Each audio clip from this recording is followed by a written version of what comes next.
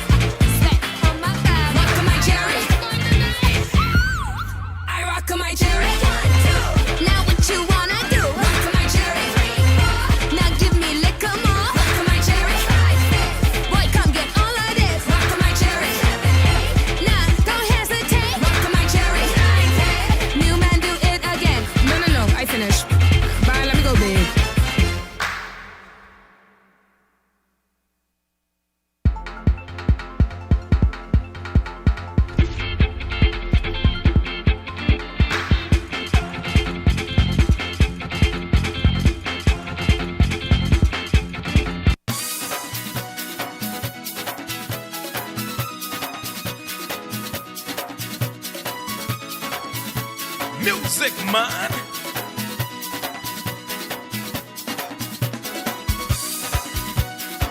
This is not a golden rule.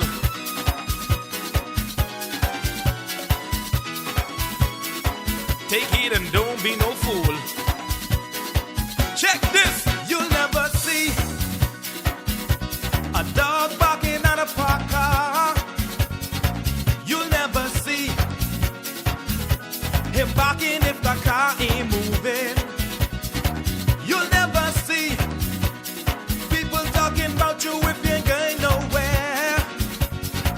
But when you're trying to excel yourself, they got your name everywhere. Because dog don't bark at Parker, no way. Come on.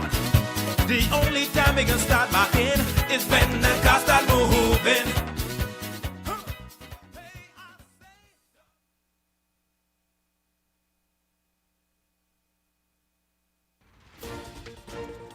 Tonight, a Free National Movement senator resigns from the upper chamber. We've got the details coming up. This as there's educational challenges in Meguana. How's it being addressed? And later, a new home for Buddy Heel. We've got the details. Eyewitness News starts now. Good evening, everyone. I'm Janaea Noel. Thanks so much for joining us. Topping news tonight, newly released U.S. court documents linked to convicted sex offender, now deceased, Jeffrey Epstein, are creating a stir in the Bahamas after several local figures were mentioned in those files.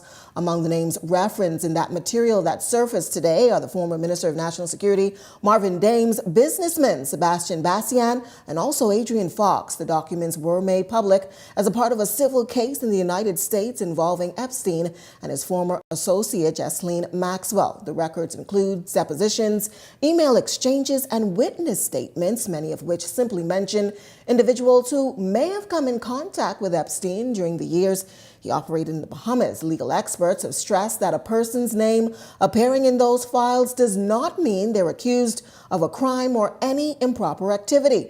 The files that made the rounds on social media today appear disjointed at times, unclear, with portions that do not seem to be fully comprehended or supported by additional evidence. Those claims today, however, allege that Adrian Fox and Sebastian were involved in the involvement and movement, of women in arms, claims that both men have denied. Bastian, who is the PLP's candidate for Fort Charlotte, responded late this afternoon. He says he has no knowledge of what is being reported and does not believe those claims will have an impact on his involvement in the political arena. I don't know no Epstein. In fact, the closest I come to a stain is the stain on my shirt.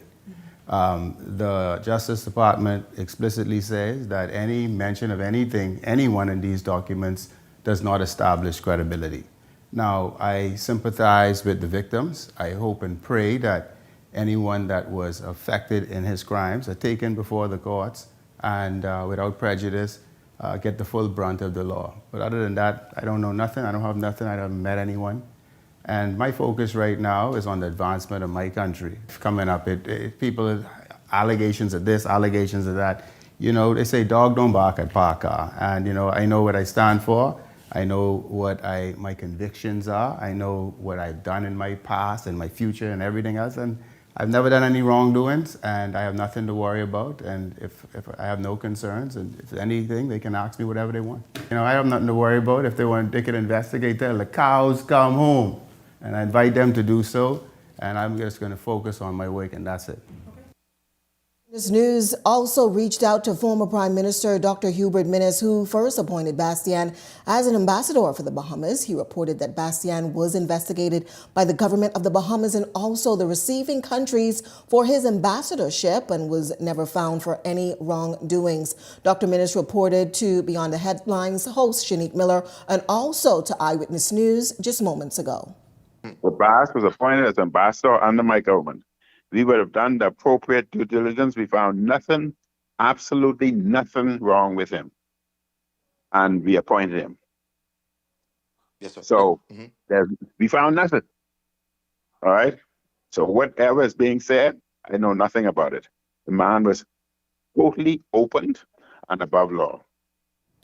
Adrian Fox also responding to the documents in a statement to Eyewitness News today. Fox expressing grave concern regarding those recent allegations circulating. He says he's never met or associated with Jeffrey Epstein in any capacity, and he categorically denied that he had any personal interaction with him, nor has he engaged in any activities that could be construed as illegal, including the sale or trafficking of firearms. Now, he says it's disheartening to witness the rampant spread of misinformation and the ease with which individuals can fabricate news that tarnishes the reputation of innocent people, he says. He also adds that the gravity of such unfounded claims can have some far-reaching consequences, not only on a personal level, but also within the broader community. Now, Fox also said that he's praying for justice for those victims, and he fully supports that all those who committed those crimes, regardless of their status, influence, or power, be held accountable to the fullest extent of the law without prejudice or exception. Fox adding that he believes it's imperative for all of us to uphold the values of truth and integrity in our discourse. The proliferation of baseless rumors, he says, can undermine public trust and sow discord. He's also urging those who disseminate such information to consider the impact of their words and also ensure that their statements are rooted in fact rather than conjecture. He thanked those for their attention to this matter, and he hopes to contribute to a more responsible dialogue in our society, and is also encouraging others to do the same. It's a story we are following tonight. Well, on to some other news. The resignation of a senator tonight sending political circles in a tailspin, and there are some growing questions surrounding her decision.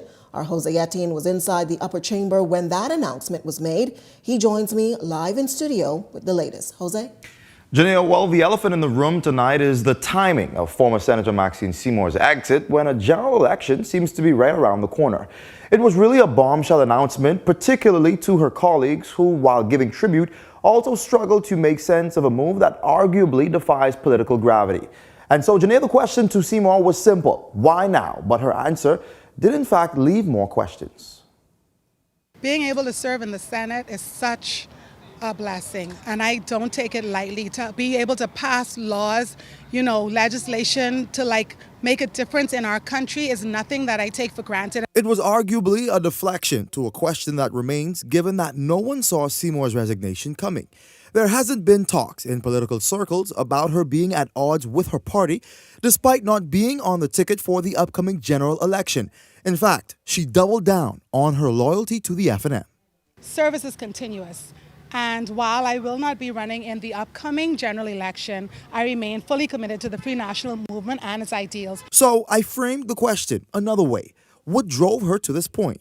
Service doesn't require titles at all, Jose. I serve every day, whether or not people title me senator or not.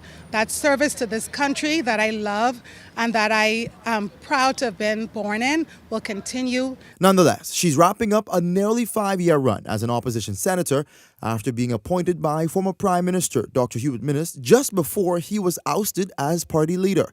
And Seymour was brought to tears as she said goodbye to her colleagues on both sides. This is not a farewell born of fatigue, nor a retreat. It is a transition guided by principle. Public service is never meant to be comfortable. It is meant to be consequential. It asks of us not only conviction, but courage. During her stint, she's been vocal about key issues affecting women, children, the disabled, and the wider public. And she's hopeful that her successor would keep the momentum alive. Our party is strewn with individuals who are more than capable to serve in the Senate, and I'm happy that my resignation will make room for another person to step forward. And that other person stepping forward is former union leader and candidate in the 2021 general election, Nicole Martin. Opposition leader Michael Pintard also commended Seymour as one who used her voice to speak on behalf of those most vulnerable among us. Martin now joins the Asante Small as fresh faces in the upper chamber. Back to you, Janelle. Thanks so much. Our Jose Etienne joining us live tonight. Well, tragedy has struck the island of Abaco as authorities confirm the first traffic fatality of the year. Reports indicate that the incident occurred south of the Crossing Rocks entrance, claiming the life of an adult male. Videos circulating on social media showing ambulance on the scene as well as a white vehicle with visible damage in nearby bushes. Details remain limited at this time. The Royal Bahamas Police Force confirms the incident with Press Liaison Chief Superintendent Sharia King, stating that a formal press release will be issued with more information, a story we are continuing to follow. Meantime, police are investigating two separate drug-related incidents involving suspected marijuana-infused gummies intercepted at the Lyndon Pinling International Airport on Wednesday afternoon. In the first incident, shortly before 1:45 p.m., a 56-year-old man preparing to board a departing flight from the Bahamas had his luggage selected for inspection. During a search by Customs and Border Protection officers, a plastic bag containing suspected marijuana-infused gummies were discovered. The man was arrested and cautioned by airport police before being handed over to the Drug Enforcement Unit for further investigation. The suspected drugs had a weight of 70 grams. In the second incident, just before 2 p.m., another 56-year-old man presented himself at pre-clearance U.S. to depart the country. A Customs and Border Protection officer became suspicious of his checked luggage. In a subsequent search, revealed a package containing marijuana-infused gummies. He was also arrested, cautioned, and turned over to the Drug Enforcement Unit. That suspected drugs weighing some 18 grams. Investigations into both matters are ongoing tonight. Well, former Senator Maxine Seymour maintaining tonight that she wants a longer stretch for a father who pled guilty to raping his daughter when she was just 6 years old. It comes as the father was slammed with a 15-year sentence after a Supreme Court judge considered the fact that the sex offender pled guilty and didn't waste the court's time, which also spared the victim the trauma of the courtroom confrontation. I read about that case with horror, with 95% horror actually, and 5% gratitude, which may sound twisted. But his taking a plea agreement and not having his 6-year-old, who's now 10 if I recall, have to relive the experiences she had with a father that are unnatural was at least something to give him a little bit of credit for. For me, I don't want any pedophile, anyone who commits incest, anyone who hurts women, children, or anyone in any way to ever be free again. So for me, life imprisonment or death is always the answer, for me personally. However, I do understand that the court took into consideration his, prioritizing his daughter in this instance, at least by not having her have to testify and by him pleading guilty. And so I would have wanted him to get a harsher penalty, but the 15 years I will accept.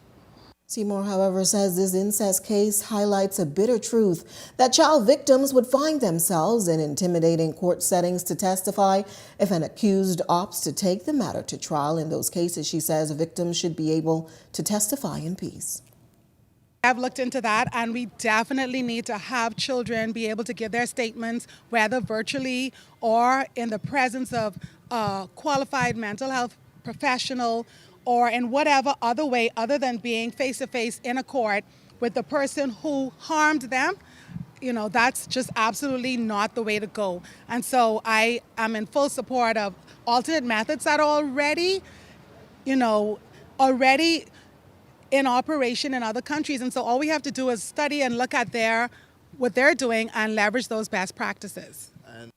Groundbreaking for the country's new 200-bed specialty hospital in Papral Track could be imminent, according to the Minister of Health and Wellness, Dr. Michael Darville. He tabled the resolution for construction of the new facility, which is expected to cost a total of $268 million. The work, according to Darville, is being completed by a Beijing-based construction company, China Railway Construction.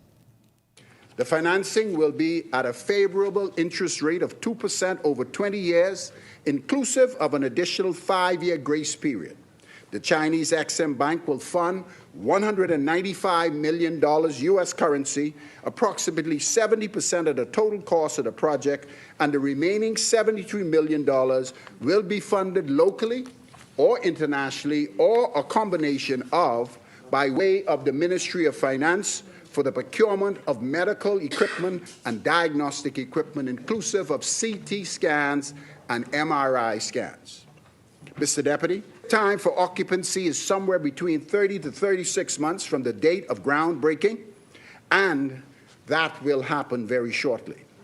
Once these specialty services at the Princess Margaret Hospital move to the new hospital, this would make way for essential renovations in order for us to expand services, medical and surgical services at the Princess Margaret Hospital.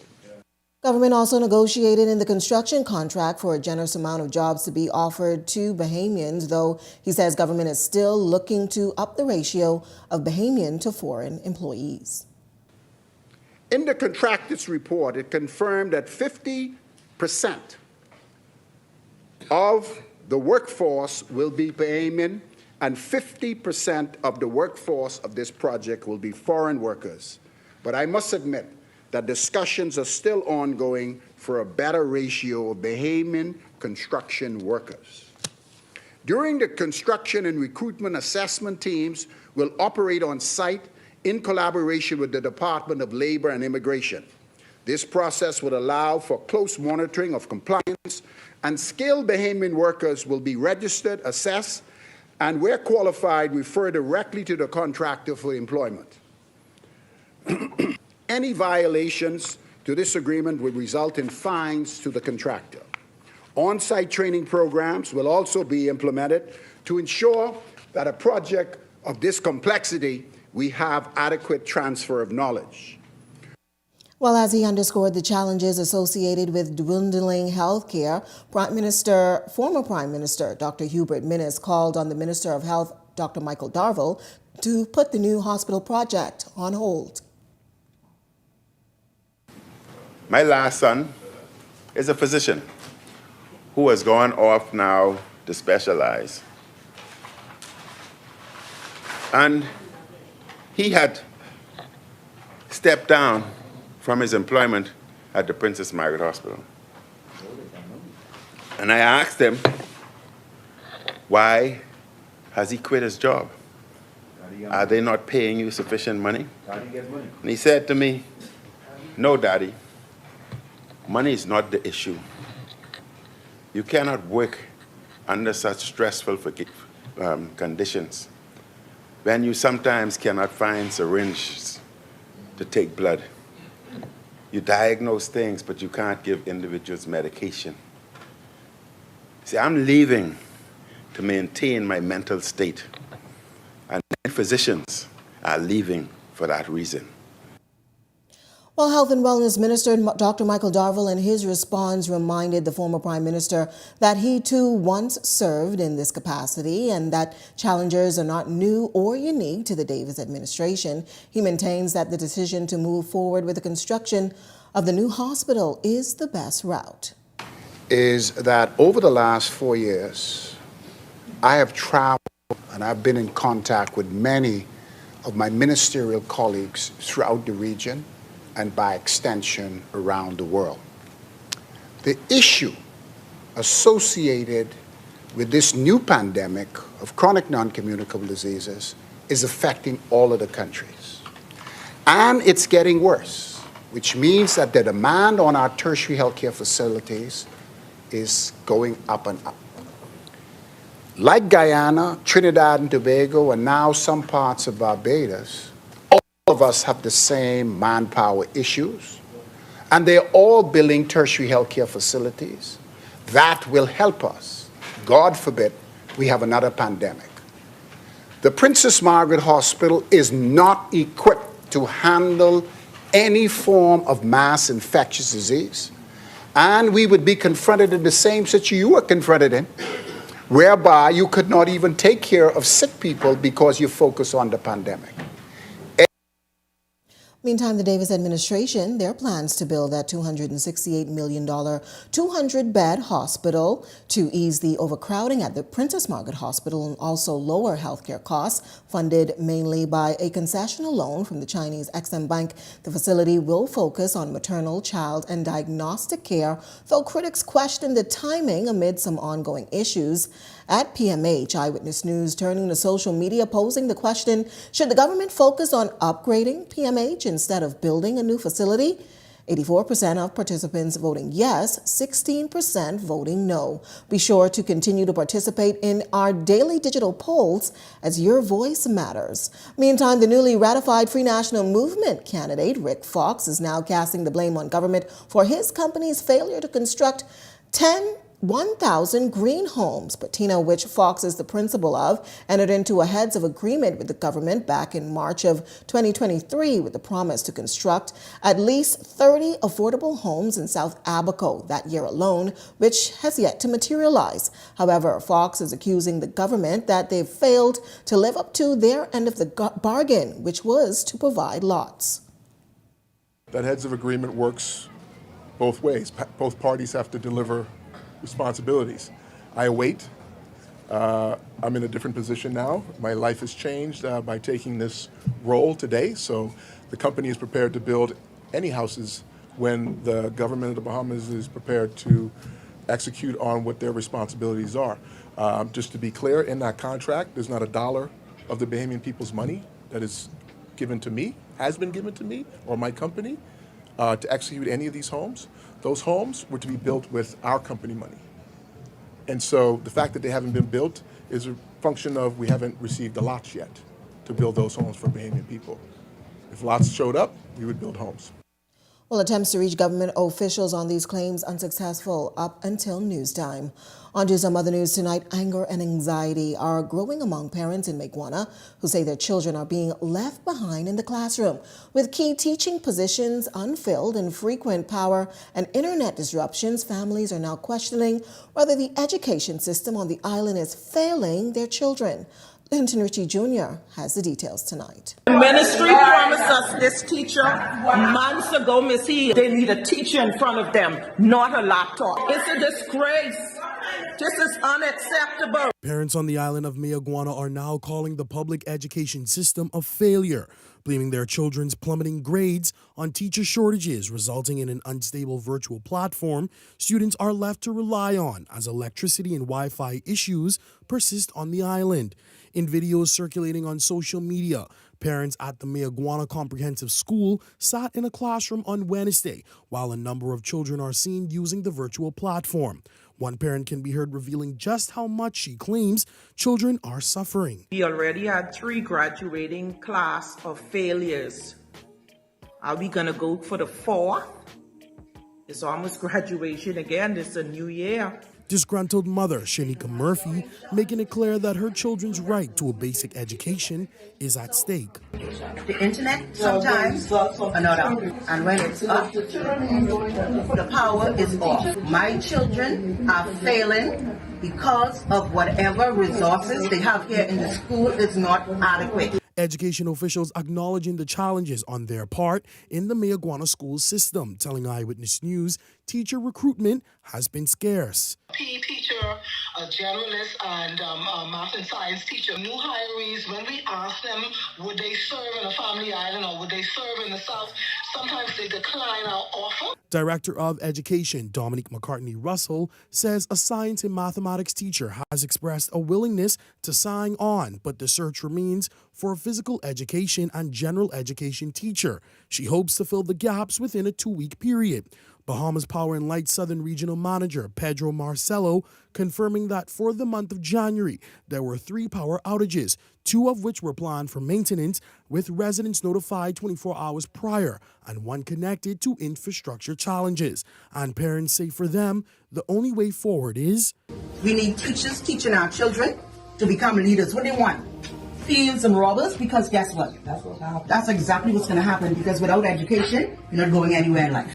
Linton Ritchie Jr., Eyewitness News. Well, President of the Bahamas Union of Teachers, Belinda Wilson, is standing alongside those parents in Meguana, raising serious concerns over those ongoing delays in the arrival of teachers. Wilson says timelines provided by the Ministry of Education continue to fall behind schedule, and she warns that these delays are directly impacting the quality of education students are receiving. I stand with the parents at Meguana Comprehensive School because from August of 2025, they were promised teachers.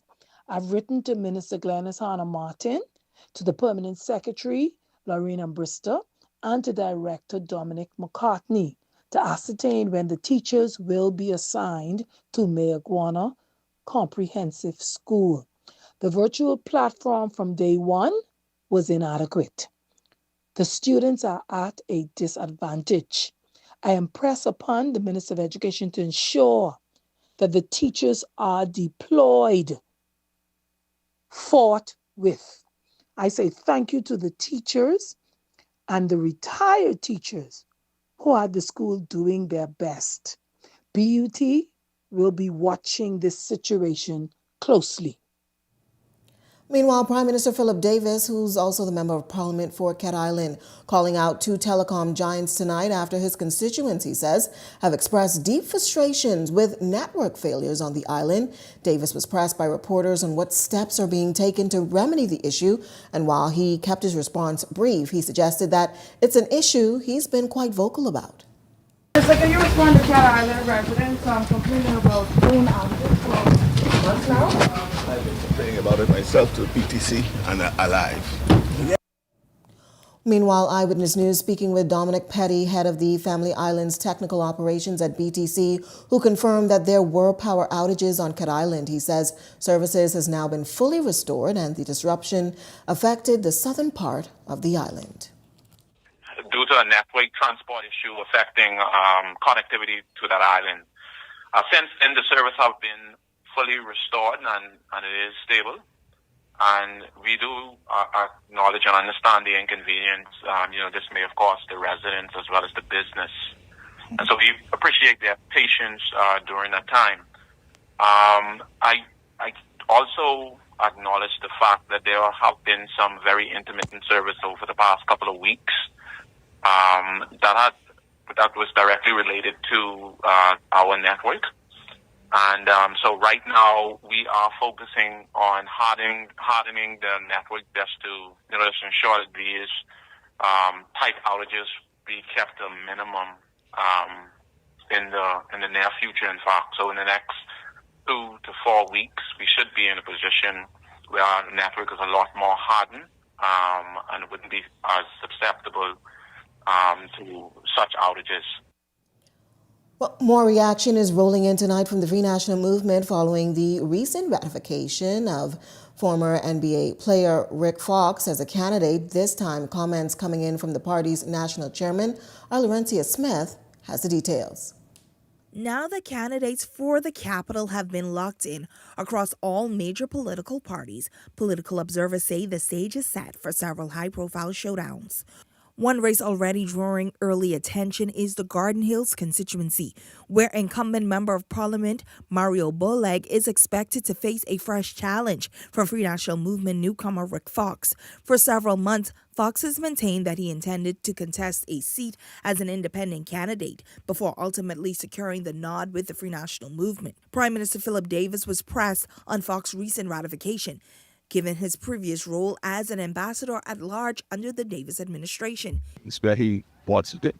As for the public, Fox's recent ratification has sparked mixed reaction within the community. This voter argued that it would be unfair to discount Fox, saying every candidate deserves a fair opportunity to prove themselves. But if he is trying to come back to the Bahamas and trying to do good for the Bahamian people, give the man a chance and see what he does. Okay, let's see what he actually have to say. He might make some sense. Some residents say his entry has injected a new sense of energy into the race, while others question whether he has had significant ground-level engagement with voters. Which part of Garden Hills he even is running for, so I don't think that was a wise selection. He hasn't lived in the Bahamas for so long. He may be detached from the people. Meanwhile, one resident who spoke with me off camera expressed that they believe Boleg has shown consistent respect and commitment to the area, and adding that only time will tell what Fox will bring to the table. And these residents express what key areas they want to see addressed in the Garden Hills community. And the immigration. The expectation is to empower the youth and the Bahamian citizen in the Garden Hills constituency. Garden Hills remains a key swing constituency. Over 4 election cycles, the seat has changed hands between both the PLP and the FNM, making it one to watch as the campaign season heats up. Laurencia Smith, Eyewitness News. Well, if you've got a news tip or if you've seen news in the making, call the Ion News hotline 397-6397. We also invite you to send your letters to the editor for publication on all of our social media platforms, Eyewitness News Bahamas at gmail.com. And if you're watching on our Facebook or YouTube page, share your thoughts about today's stories in the comments section. We want to hear from you. We're just getting started in Eyewitness News tonight, but when we come back, the housing minister steps up to address some growing concerns over a major issue affecting the elderly. We've got that story coming up. And later tonight, an executive in the airline industry giving some insight on key strategies for the company's growth. We've got more on that right after this break. Vibes is resilience in motion. So even when things go out of sync, we do what it takes to bring the vibes back. At BTC, we understand your vibes because we live it. That's why we are dedicated to building a network as resilient as you, with a team of familiar faces working every day to keep you on beat. You are at the heart of everything we do. Our commitment is to keep your vibes flowing no matter what. Forget them flower, forget them check. You know it's Tommy, get the respect. AP is hot, we sitting close. Breeze on your lip, that's how I know. You is my person, that ain't no secret.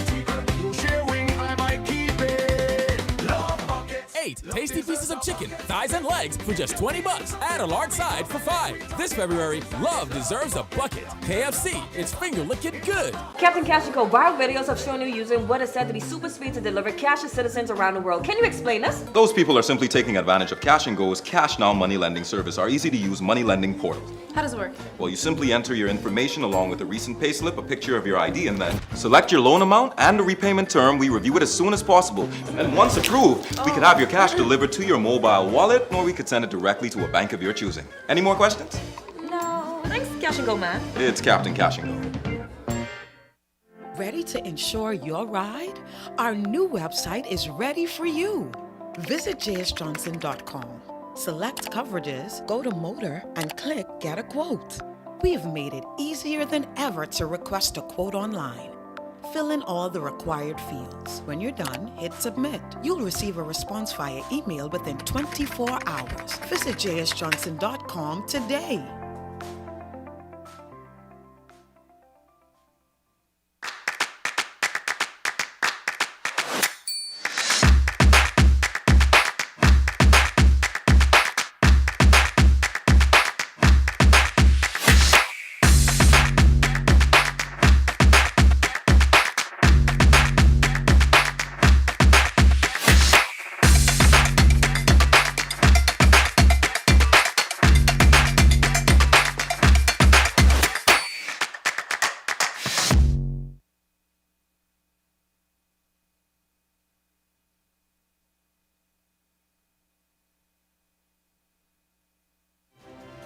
This segment of Eyewitness News is brought to you by EV Motors Fleet Sales Division. For 2026 commercial vehicles, call 821-2403 today. Welcome back. Here's a look at your Eyewitness News gas tracker. You're getting the cheapest tonight at Shell, $5.10. Peso coming in at $5.11. Rubis coming in at $5.12. Your local prices at the pump. Government officials are underscoring tonight the importance of digital learning as the Bahamas works to keep pace with a rapidly evolving global landscape. A symposium bringing together key stakeholders to explore ways to strengthen digital learning and expand opportunities across the country. Speaking as a panelist at the Opportunity Hub Symposium, Prime Minister Philip Davis highlighting the need for greater access to digital opportunities, saying his administration is focused on ensuring Bahamians are equipped to build successful lives through technological advancement. Minister of Housing and Urban Renewal Keith Bell is raising the alarm over a growing problem, putting seniors at risk. So far this year, 5 cases have been brought to his ministry attention, with some elderly residents ending up homeless after transferring ownership of their home to family members. Has been where we see that a number of elderly persons, as opposed to conveying their property in a will, they have given it to their children while they are alive. And in several cases this year alone, we have seen where the children have actually put the elderly individual out of their own home. Bell says many seniors often lack the funds to secure housing once displaced. While government programs exist to provide support, stronger measures are now needed. The government has always had these government rental units, and we have just in the last year or so, we have embarked on a very ambitious and aggressive drive to renovate all of our government rental units. And we have units where we have partnered with the Ministry of Social Services, and we put the senior citizens up in those units. The Carmichael MP also revealed that his desk is overflowing with housing applications, a clear sign of the crisis affecting older residents. Units in all of these areas, in Sutton Street, in Windsor Lane, Finlayson Street, in Baintown, Newbold Street, all over the government have these government rental units that was constructed in the early 1990s. And from that time to now, the government have not embarked upon constructing any more units, for many reasons. Bell is urging seniors to be cautious and speak up if they feel they are being taken advantage of. I want to caution all the elderly persons out there who intend to convey property or sign on a mortgage document. Go and get independent legal advice before you sign anything. According to the Pan American Health Organization, people over the age of 65 accounts for nearly 12% of the population here in the Bahamas as of 2024. Laurencia Smith, Eyewitness News. Well, when it comes to the fast-paced aviation industry, one local airline known for always being a step ahead says it's positioning itself for growth through customer focus and strategic movement. Our business reporter, Natario McKinsey, has more in this week's Inside the Boardroom. 25 years of service this year, the airline is continuing to explore expansion and future growth opportunities. This week on Inside the Boardroom, I sat down with its president and CEO, Rexy Roll, to discuss growth opportunities, aviation industry challenges, and the next steps for the airline. The overall vision for Western Air is that we would like to continue to perfect what we're doing, but also offer a lot more customer-focused functions that I know people would like to see, like relaunching the frequent flyer program and doing vacation packaging. And there's just so much more that we have not tapped into. And of course, that includes, having larger capacity, larger aircrafts, and exploring new routes. Roll says Western Air remains focused on reinvestment, building capacity, and improving service quality in a highly competitive industry.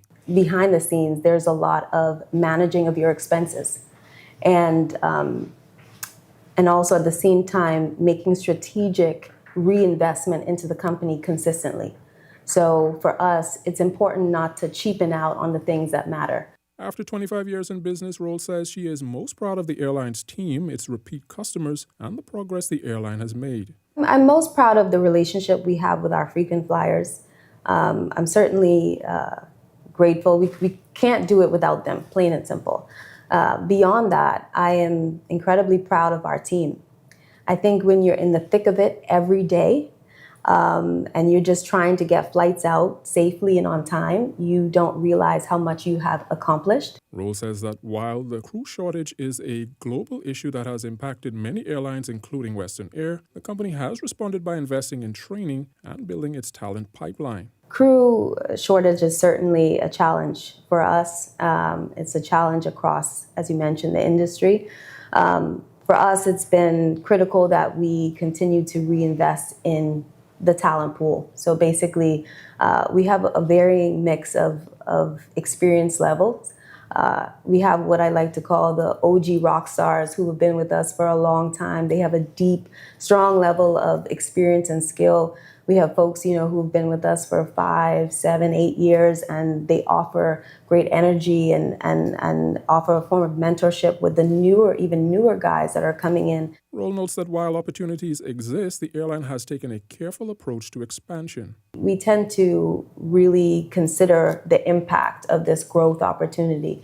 If you notice, we generally don't just run behind routes that people suggest that we do. We do a lot of thinking, a lot of consideration. How's it going to impact, the schedule? How's it going to impact crew availability? Honestly, there's a lot of opportunities, charters or short-term, flight schedules that were offered that we just simply don't do because we don't want to spread ourselves too thin. So it's a gradual progression that happens over time. With now more than 2 decades in the aviation industry under its belt, Roll says that the airline looks to build on its success and focus on future growth. We tend to really consider the impact of this growth opportunity. If you notice, we generally don't just run behind routes that people suggest that we do. We do a lot of thinking and a lot of consideration. How's it going to impact, the schedule? How's it going to impact crew availability? Honestly, there's a lot of opportunities and charters or short-term, flight schedules that were offered that we just simply don't do because we don't want to spread ourselves too thin. So it's a gradual progression that happens over time. Natario McKinsey, Eyewitness News. Well, Bahamians are being urged to prepare for another round of cold weather. A cold front is moving through the region once again. Some good news for me. Meteorologist Wayne Neely says the system is expected to impact the northwestern islands first before gradually spreading into New Providence over the weekend. Yeah, we have a strong cold front that's coming into northwest Bahamas by tonight. Extreme northwest Bahamas, that's Grand Bahama, Abaco, and Bimini, and then it should travel into the New Providence area by early tomorrow morning. And there's some localized showers at the vicinity or the boundary of the front and slightly just ahead of the front. And we anticipate another cold spell. Temperatures dropping into the low 60s once the front passes. And it should generate strong brisk winds behind the front. So we expect the winds to gust up to or near gale force conditions at times. So it's not going to be ideal beaching or boating conditions. It's going to be, wind and sea is going to be extremely high. So we advise swimmers to remain out of the waters due to high surf conditions and the strong possibility of hazardous rip currents. Eyewitness News questioning Neely on whether or not the system this weekend will be stronger than the one we previously experienced, which brought some record-breaking low temperatures in the country. It's not as strong as the last one. The last one was a record breaker because we had force reported in South Angus, and I don't think that's not a usual event that we have, and we won't see it as strong as that one, but you definitely going to get a strong burst of cold air behind it. Definitely you have to wear something warm at night, a warm blanket, and then maybe perhaps a sweat or something. You can just keep your body warm. It should be, other than that, it should be okay. So to come in Eyewitness News tonight, football fans are being invited to celebrate Super Bowl with Bahamas. We've got the latest, but first, a check on tonight's weather forecast.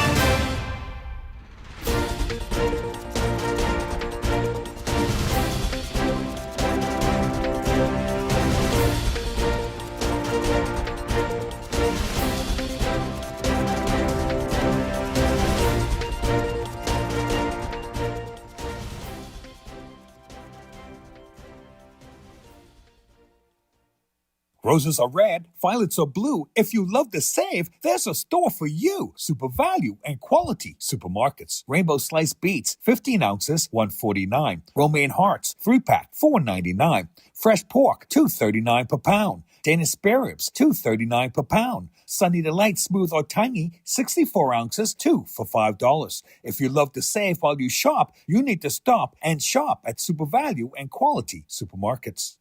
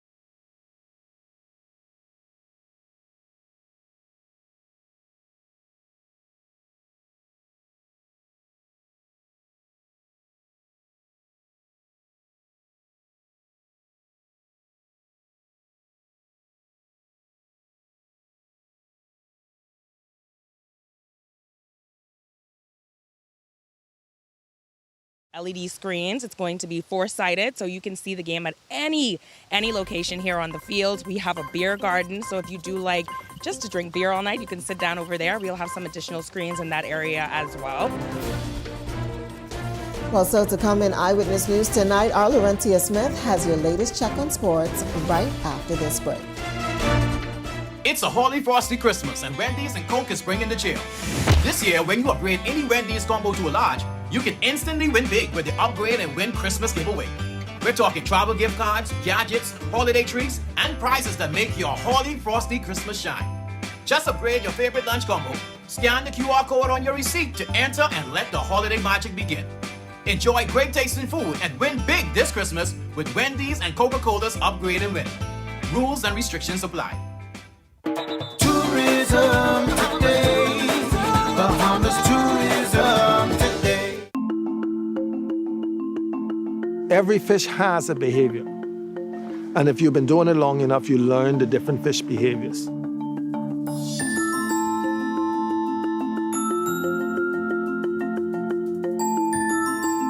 But one thing I would recommend about Fresh Creek is if you got a good guide who's going to keep you safe, who knows how to navigate the water, in these places like the Dry Mangrove and the Three Sisters, you would have a blast.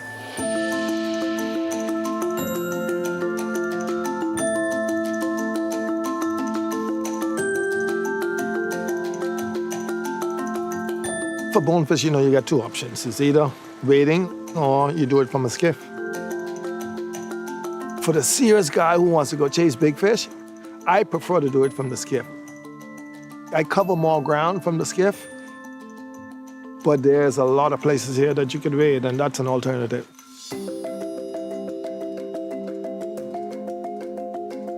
When it comes to fishing, I love every part of the job. There's never a bad day on the water. When you're walking, you can take your time and you can see the fish feeds and stuff like that. In the water, the line just flow easy.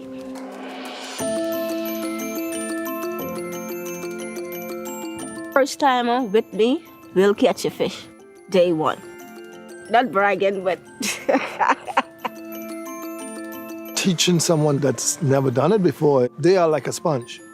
And they are all fired up. And you know, that kind of gets you all rattled up like you're just doing it for the first time again. That is exciting. So I like new people. Come on, I like new people.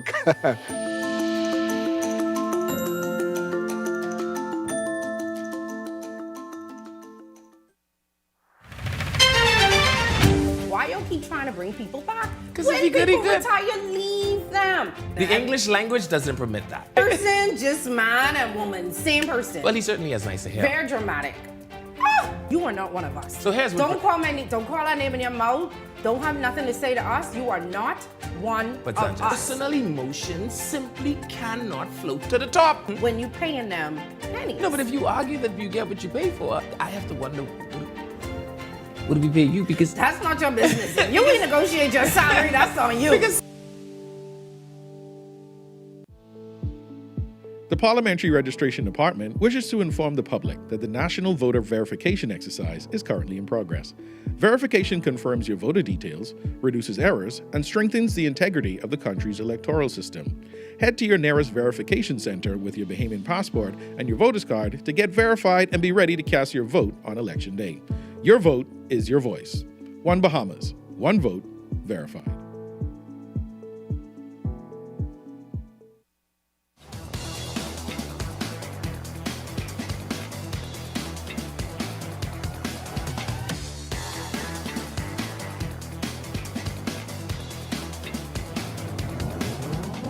Eyewitness Sports is brought to you by 103.5 The Beat.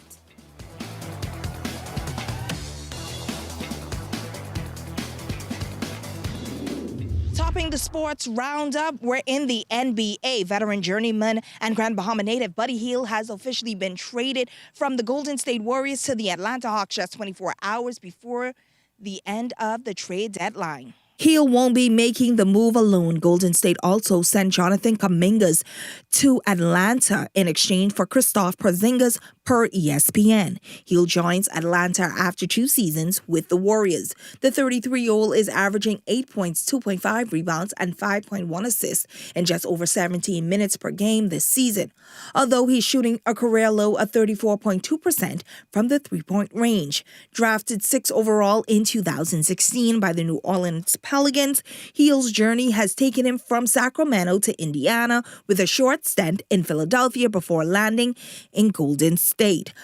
Off the court, Heel remains a key figure for the Bahamas basketball, regularly representing the national team. The Federation's Vice President Moses Johnson spoke with us about Heel's recent trade. We love to see Buddy contending for title down there in Golden State. Now he goes to a young and vibrant Atlanta Hawks team with a budding star, Jalen Johnson. So I know Buddy will get some time. He's not been playing a lot down there in Golden State. It's been sporadic. But for him, I guess, it's a bittersweet but for the Bahamians, you get to see him a bit closer. It's about an hour and a half to go down to Atlanta. So I think that'll bode well for us as well. Now, no official word if Heel will suit up tonight for the Hawks matchup against the Utah Jazz. They're currently sitting 9th in the Eastern Conference with a 25-27 win-loss record. Just an hour before the trade deadline, the Philadelphia 76ers have reportedly sent veteran guard Eric Gordon to the Memphis Grizzlies in exchange for a 2032 second-round pick swap.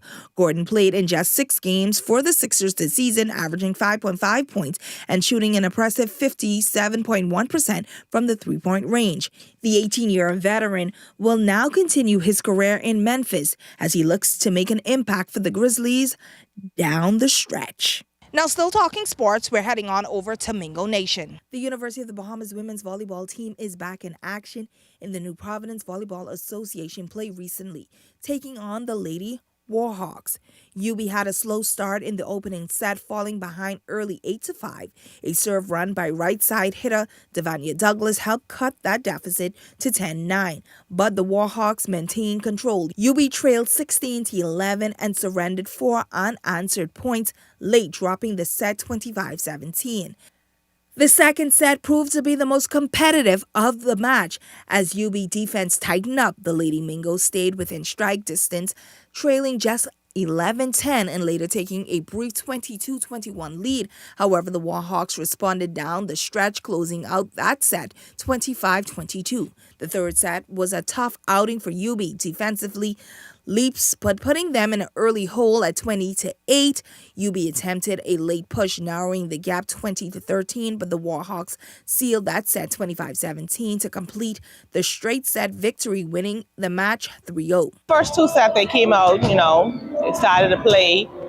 Going into the third set, they just were flat. So we're looking forward to the next game to bring up that energy. Remind them of fundamental volleyball. Well, that's a quick look at sports. I'm Laurencia Smith for Eyewitness Sports. Every great idea starts with courage. Every successful business starts with belief. And every woman deserves the opportunity to turn her vision into reality. The Fox Foundation Women Entrepreneurship Initiative is back, bigger, bolder, and more powerful than ever. This year, Give to Gain honors women who gave their very best, their time, their talent, their sacrifice, and their vision to succeed in innovation-driven and emerging industries. This initiative is about investing in women who are ready to lead, build, and grow. It's about creating a real pathway to success in a new era of business. This year's program features 2 dynamic panel discussions designed to inspire action at every level. This year also features a distinguished international speaker, bringing global insight, helping to empower women to think bigger and lead boldly. We're proud to grant over $75,000 in funding to emerging businesses and aspiring entrepreneurs ready to take the next step. If you have an idea, a business, or a dream worth building, now is the time. Grant applications are open until February 28th. This is more than just an event. It is a powerful networking experience. Surround yourself with women who means business. Join us as we give to gain. Give your best, build what's next, and gain what matters. Welcome to Paradise Premium Foods, where exceptional taste meets everyday convenience. Right in the heart of Hurricane Hole Plaza, whether you're planning a beachside brunch, an intimate dinner, or simply restocking your favorites, we offer only the finest selection of local and imported goods, handpicked for quality, freshness, and flavor. At Paradise Premium Foods, shopping is effortless, service is personal, and every visit feels like a treat. From gourmet meals to go to organic essentials and indulgent treats, this is your neighborhood market elevated. Live well, eat better. Discover Paradise Premium Foods, now open at Hurricane Hole Plaza, Paradise Island. Paradise Premium Foods. Taste the difference.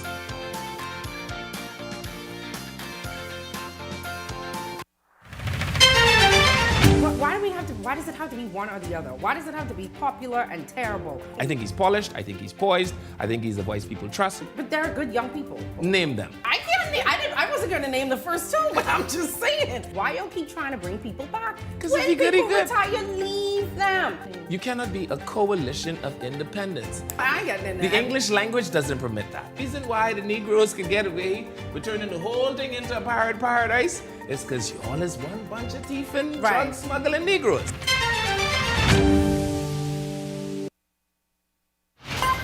You're watching Eyewitness News. Well, that wraps up news this Thursday. Coming up and Beyond the Headlines with Shanique Miller, a look at all of today's top stories. That's coming up and Beyond the Headlines. It starts right after this. That does it for us here at Eyewitness News. It's certainly been a pleasure having you in our company tonight. On behalf of the entire news team, I'm Janae Wild saying good night and be safe, everyone. The Parliamentary Registration Department wishes to inform the public that the National Voter Verification exercise is currently in progress. Verification confirms your voter details, reduces errors, and strengthens the integrity of the country's electoral system. Head to your nearest verification center with your Bahamian passport and your voter's card to get verified and be ready to cast your vote on Election Day. Your vote is your voice. One Bahamas, one vote, verified.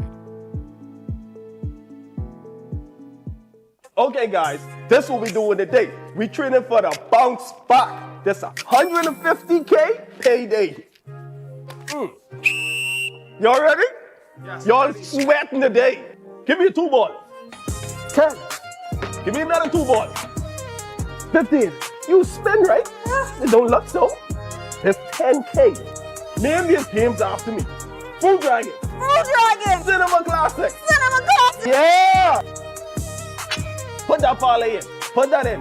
You know, Jalen Bronson disappointed us last time. You want to walk for this or you want to run for this? Good pace. Good pace. Not too much water. Put it down. Let's go. It's the Bounce Back 150K payday. Big wins for 10 weeks straight. 15K every week. 10K to a lucky winner. Visit islandluck.com for more info. Island Luck. Winners live here. Edenwell has expanded their testing menu. We now offer blood work, drug screening, and so much more. Our hours of operation are Monday to Friday, 7 a.m. to 5 p.m., and Saturday, 8 a.m. to 1 p.m., located on 11 Madeira Street. We are here for all of your laboratory needs, with fast and reliable lab work done by our friendly and knowledgeable staff. Let us help you take the needed steps to stay in the know about your health. Let's keep working towards a healthier you. Stay Eden well. Tired of driving around from place to place just to get your car insured and licensed? Frustrated with the process of being back and forth from your insurance company to road traffic? Well, BMG Insurance Agents and Brokers just made insuring and licensing your motor vehicle as easy as 1, 2, 3. Step 1. Visit us at the Road Traffic Department, Section 1, Thomas A. Robinson Sports Stadium. At our office, you can purchase or renew your insurance or get your vehicle inspected. We at BMG Insurance Agents and Brokers represent major carriers. Step 2. See the professionals at Road Traffic to get your vehicle licensed. Step 3. Enjoy your day. Insure with BMG Insurance Agents and Brokers today, saving you time and money. Your one-stop shop for all of your insurance needs. Great rates, convenient, excellent service. For more information, call us at 322-2221. Running out of space? We've got room for that. Welcome to Skyline Storage, your trusted self-storage solution. Skyline Storage offers units from 5x10 to 10x30, climate controlled or standard dry. Perfect for home or business. Located in Westfield Commerce Park, Western New Providence. Your belongings stay safe with gated access and 24/7 surveillance starting at $175 a month. Reserve, pay, and move in online. No phone calls, no paperwork. Visit SkylineStorage.com. Skyline Storage. Storage made simple.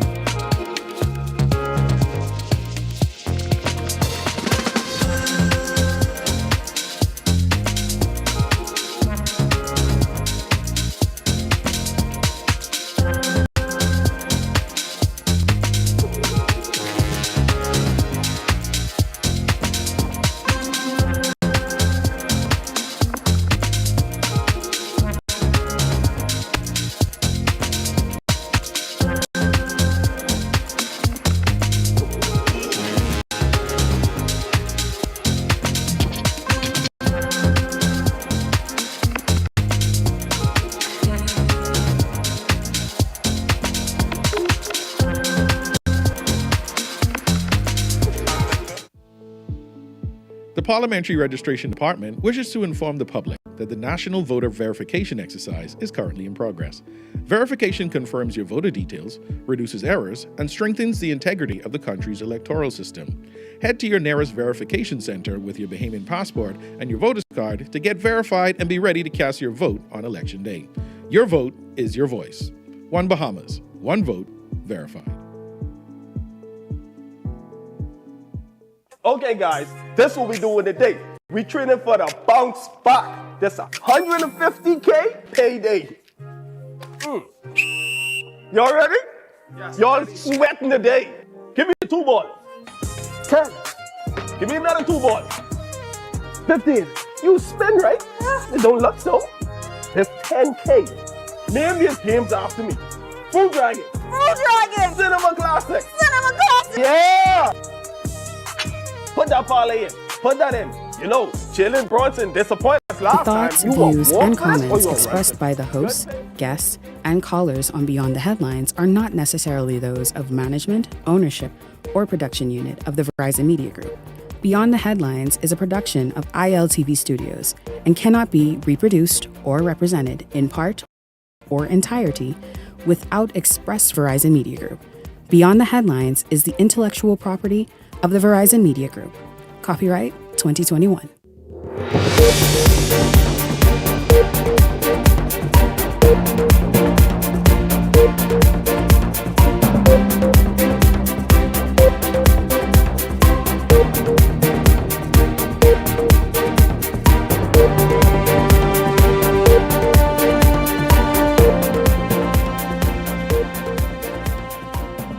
Coming up this evening, Sebastian named in recent Jeffrey Epstein files. Tonight, the PLP Fort Charlotte candidate responds. We hear what he has to say. Also tonight, F&M Senator Maxine Seymour resigns from the Senate. What's behind her abrupt decision? And Mayagüana parents say they've had enough of their school-age children being left behind when it comes to learning. We hear from some agitated parents tonight. This is Beyond the Headlines. Good evening. I'm Shanique Miller. It's great to have you along this evening. We begin with the newly released U.S. court documents linked to convicted sex offender, now deceased, Jeffrey Epstein. The documents are creating a stir in the Bahamas after several local prominent figures were mentioned. Among the names referenced in the material that surfaced today are former Minister of National Security Marvin Dames, businessmen Sebastian Bastian and Adrian Fox. The documents were made public as part of a civil case in the United States involving Epstein and his former associate Ghislaine Maxwell. The records include depositions, email exchanges, and witness statements, many of which simply mention individuals who may have come into contact with Epstein during the years he lived and operated here in the Bahamas. Legal experts have stressed that a person's name appearing in the files does not mean they are accused of a crime or any improper activity. The files that made the rounds on social media today appear disjointed and at times unclear, with portions that do not seem to be fully comprehensible or supported by additional evidence. Those claims allege that Adrian Fox and Sebastian were involved in movement of women and arms. Claims both men have denied. Bastian, who is the PLP's candidate for Fort Charlotte, responded late this afternoon saying he has no knowledge of what is being purported and does not believe the claims will have an impact on his involvement in politics. I don't know no Epstein. In fact, the closest I come to a stain is the stain on my shirt. The Justice Department explicitly says that any mention of anyone in these documents does not establish credibility. Now, I sympathize with the victims. I hope and pray that anyone that was affected in his crimes are taken before the courts and without prejudice get the full brunt of the law. But other than that, I don't know nothing. I don't have nothing. I haven't met anyone. And my focus right now is on the advancement of my country. Coming up, people, allegations of this, allegations of that. You know, they say dog don't bark at parka. And, you know, I know what I stand for. I know what my convictions are. I know what I've done in my past and my future and everything else. And I've never done any wrongdoings, and I have nothing to worry about. And if I have no concerns, and if anything, they can ask me whatever they want. You know, I have nothing to worry about. If they want, they can investigate till the cows come home. And I invite them to do so. And I'm just going to focus on my work, and that's it. Well, the Eyewitness News team reached out to former Prime Minister Dr. Hubert Minnis on this very matter. He first appointed Bastian as an ambassador, you will remember. Dr. Minnis told Eyewitness News that Bastian was investigated by the government of the Bahamas and also the receiving countries for his ambassadorship and was never found to be guilty of any wrongdoing. Dr. Minnis spoke with Beyond the Headlines earlier this evening. Take a listen. When Bas was appointed as ambassador under my government, we would have done the appropriate due diligence. We found nothing, absolutely nothing wrong with him. And we appointed him. Yes, sir. So we found nothing. All right? So whatever is being said, I know nothing about it. The man was totally opened and above law. That's former Prime Minister Dr. Hubert Minnis speaking with the Beyond the Headlines and Eyewitness News earlier this evening, just ahead of our newscast that wrapped up just moments ago. Well, Adrian Fox is also responding to the documents this evening. In a statement to Eyewitness News, Fox expressed grave concern regarding the recent allegations that are now circulating. He said, "I have never met or associated with Jeffrey Epstein in any capacity. I want to categorically state that I have never had any personal interaction with him, nor have I engaged in any activities that could be construed as illegal, including the sale or trafficking of firearms. It is disheartening," this is Fox, "to witness the rampant spread of misinformation and the ease with which individuals can fabricate news that tarnishes the reputation of innocent people. The gravity of such unfounded claims can have far-reaching consequences, not only on a personal level, but also within the broader community." Adrian Fox says, "I pray for justice for the victims of Jeffrey Epstein and fully support that all those who committed crimes, regardless of their status, influence, or power, be held accountable to the fullest extent of the law without prejudice or exception. Adrian Fox says, I believe it is imperative for all of us to uphold the values of truth and integrity in our discourse. The proliferation of baseless rumors can undermine public trust and sow discord. Fox says, I urge those who disseminate such information to consider the impact of their words and to ensure their statements are rooted in fact rather than conjecture. Thank you for your attention to this serious matter. I hope to contribute in a more meaningful and responsible dialogue in our society and encourage others to do the same. Well, of course, that was a statement by Adrian Fox, who also is named in those files that released by the U.S. court and circulated widely across social media and the country today. And so we're going to begin right there this evening. When international headlines reach the shores of the Bahamas, I want to bring in my Hot Topics panel this evening, Ellington Ferguson and Glenroy Pratt. Gentlemen, good evening to both of you. Welcome to Beyond the Headlines. Good evening, Shanique. Good evening, Bahamas. It's a pleasure to be here once again. Good evening, Shanique, and good evening, Bahamas. Pleasure to be here. Gentlemen, I know we all have been watching this Jeffrey Epstein matter and its various twists and turns really since his suicide, maybe even since his arrest. Never expected today's turn of events, but the release of those files have named many persons. Thing is, naming persons, whether in the United States or here in the Bahamas, is often shrouded in confusion as it is today and doesn't say what they would have done, the individuals being named. This is the situation as it relates to Bastien this evening, as I'm sure you all have seen. I've seen the files or copies of them. And again, just sort of bits and pieces of information. Your thoughts, though, on how this all played out today on social media and the fact that this Jeffrey Epstein case has landed right on our doorstep? Shanique, again, I've been following this case, and ironically, I think it was last week, I normally listen to this on a South Florida radio station. I keep up with their news and what's happening. And the guy's name escaped me, but this guy was a former journalist of Fox. He runs a talk show now in South Florida. And he was saying to his listeners this morning, oh, hey guys, my name has been brought up in the Jeffrey Epstein files.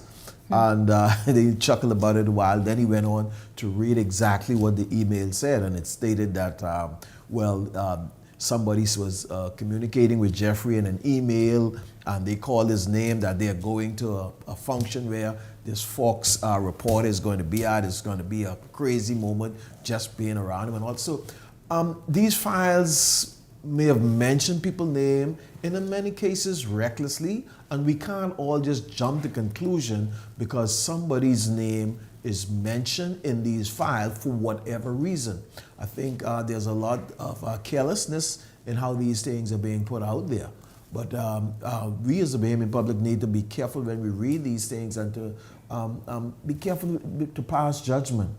I agree that whoever was involved should face the full brunt of the law, but we need to be cautious as we proceed with these things. There's a lot of people's names are in there that is not guilty of anything. If you now know, the Clintons are even now in there, they've been called to testify before the House Committee. Yeah, good evening again. Obviously, these are some serious claims, and obviously, you know, it's seeking to do what it's sought to do, and in terms of damaging individuals and credibility. I don't know if you remember the WikiLeaks file, where there were several individuals from around the world that were mentioned, and there are some persons here in the Bahamas were mentioned in those files as well. And so while there might be that broad scope of his reach in terms of Jeffrey Epstein, who is a scumbag, you find that the reality is that there are going to be some fabrication in some of those leaks as well. And obviously for reasons that we don't know. But behind the scenes, don't just believe that it's just summing it up to, you know, individuals in this country. It's even globally, you know. Absolutely. When you look around, you see there are people in Russia that is heavily involved with this Epstein situation. And it's almost as if there was an intent to try to bring down people in different countries and to try to have them on record and have them on file. And so by reaching or being in the presence of somebody who may have some alternative lifestyle or anything doesn't prove your guilt.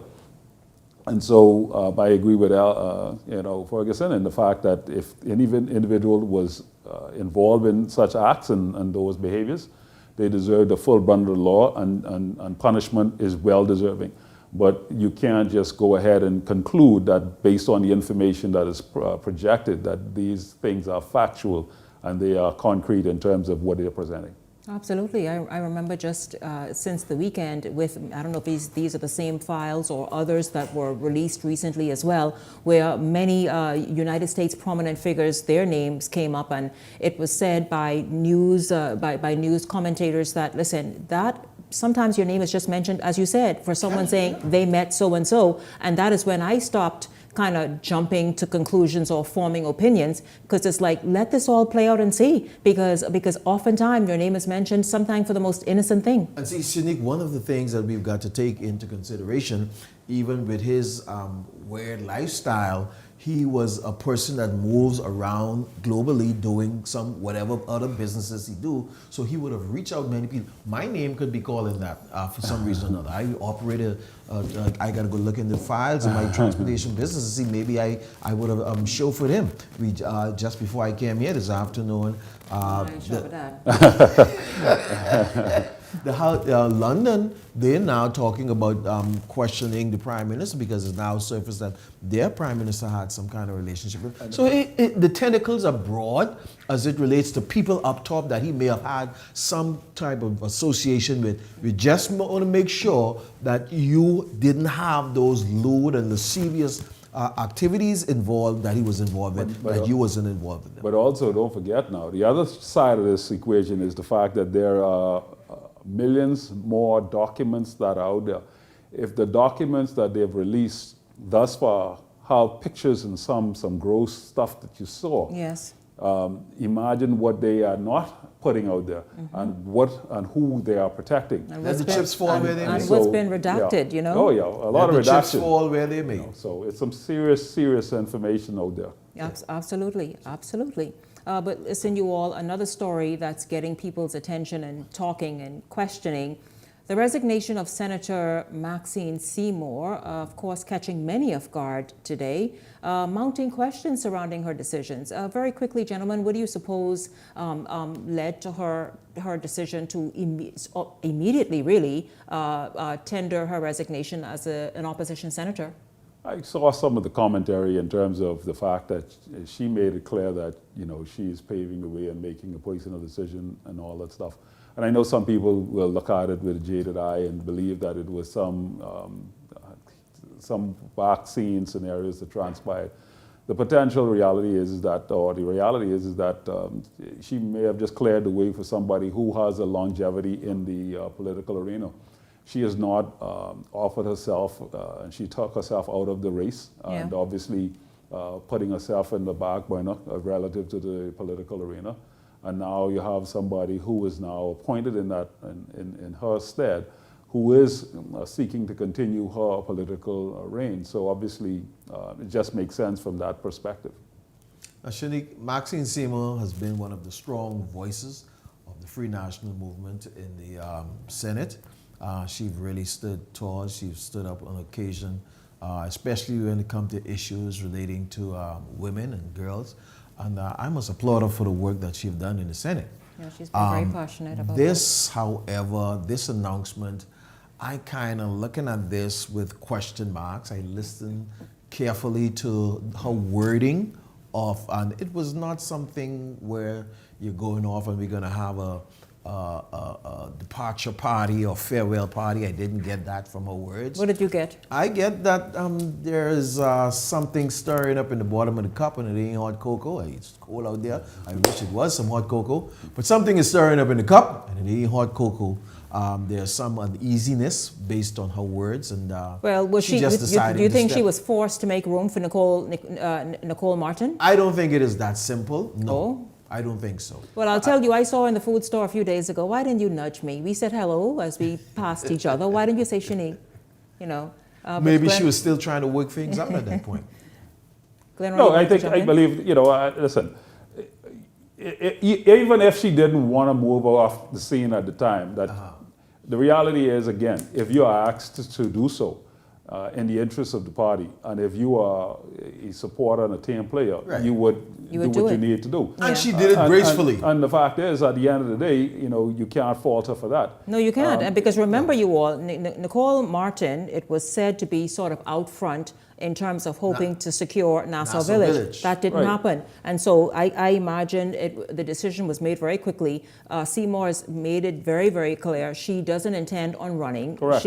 Senator Y, and get Nicole Martin in there to try and bring about a bit of peace. Yeah. So perhaps that's just all it is. Do we have time to go and move on to this, you all? Because we have a full show for you this evening. Apparently we do. I'll go until they give me the indication. Anger and anxiety are growing among parents in Mayaguana. We talked about this last year. The parents say what the issue truly is that their kids are not having an opportunity and are being left behind academically. If we don't have time to go to this, I certainly will revisit this. But they want reliable internet because much of it is distance learning, and they are short staffed in terms of teachers being in the schools, and they have had enough of it, you all. Here's Linton Ritchie Jr. if we're going to go to the report. The ministry promised us this teacher months ago, Miss E. They need a teacher in front of them, not a laptop. It's a disgrace. This is unacceptable. Parents on the island of Mayaguana are now calling the public education system a failure, blaming their children's plummeting grades on teacher shortages, resulting in an unstable virtual platform students are left to rely on as electricity and Wi-Fi issues persist on the island. In videos circulating on social media, parents at the Mayaguana Comprehensive School sat in a classroom on Wednesday while a number of children are seen using the virtual platform. One parent can be heard revealing just how much she claims children are suffering. We already had 3 graduating class of failures. Are we going to go for the 4th?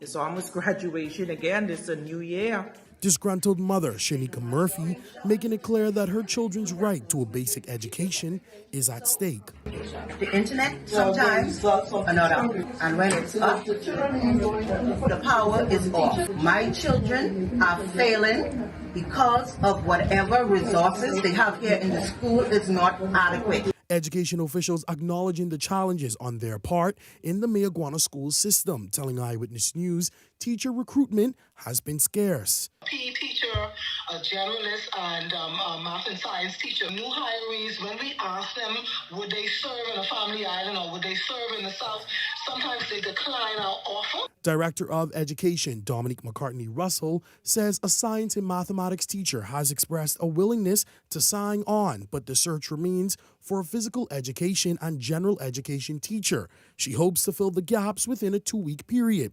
Bahamas Power and Light Southern Regional Manager Pedro Marcelo confirming that for the month of January, there were 3 power outages, 2 of which were planned for maintenance, with residents notified 24 hours prior, and 1 connected to infrastructure challenges. And parents say for them, the only way forward is...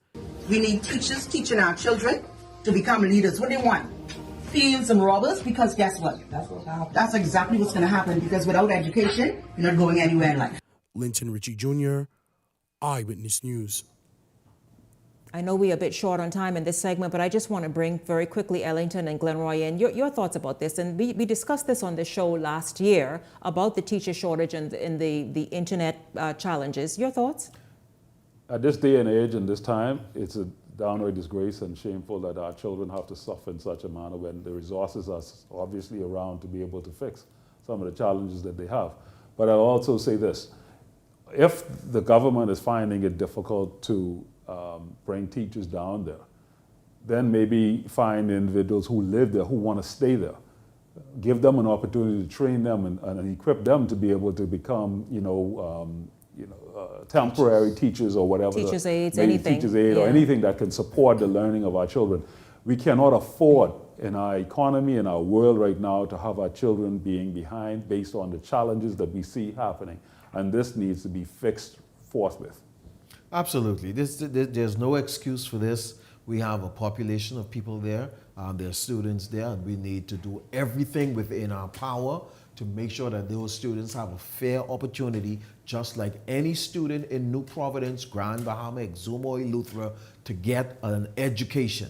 It is unacceptable, and I'm calling on the government to please fix it with teachers, fix it with our power, fix it with our internet, that those children can learn. Give them a fair chance. I absolutely agree with you all. And then on top, the economy in the southern Bahamas is burgeoning. You know, you have the port development in Mayaguana, you have backswing in Mayaguana and the southern islands. And so, you know, they want to jump in and take advantage. Who is they? Glenroy, behave. Listen, when we come back, we are going to shift. You all have seen the stories and the headlines. The illegal prescription drug trade that is now sort of just playing out in the Bahamas. That's a very serious issue. We take a look at that very, very closely with the president of the Pharmaceutical Association. It's all happening right after the break.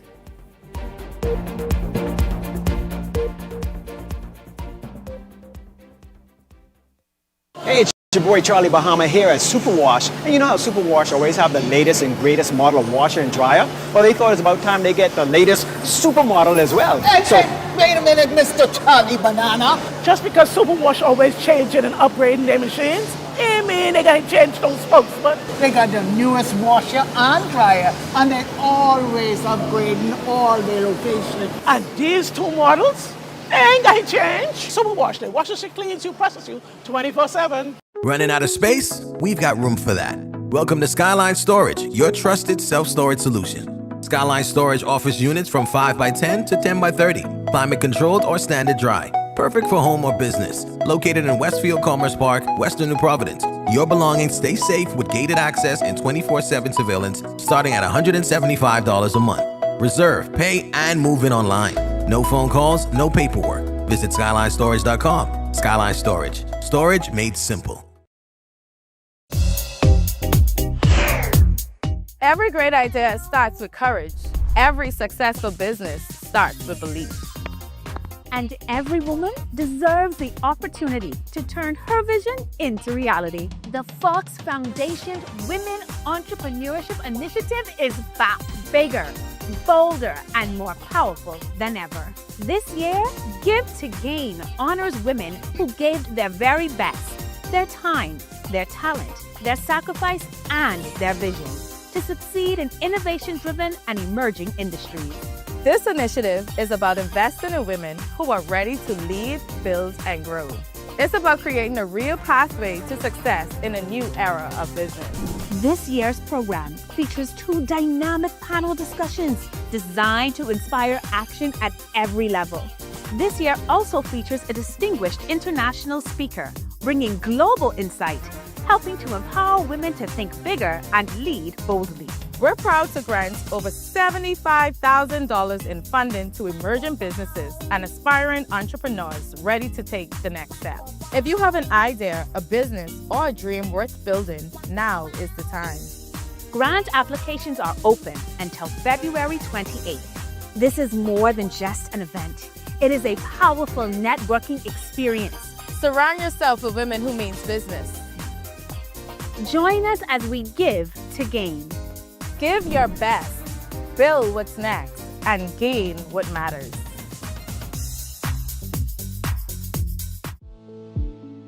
The Parliamentary Registration Department wishes to inform the public that the National Voter Verification Exercise is currently in progress. Verification confirms your voter details, reduces errors, and strengthens the integrity of the country's electoral system. Head to your nearest verification center with your Bahamian passport and your voter's card to get verified and be ready to cast your vote on Election Day. Your vote is your voice. One Bahamas, one vote, verified.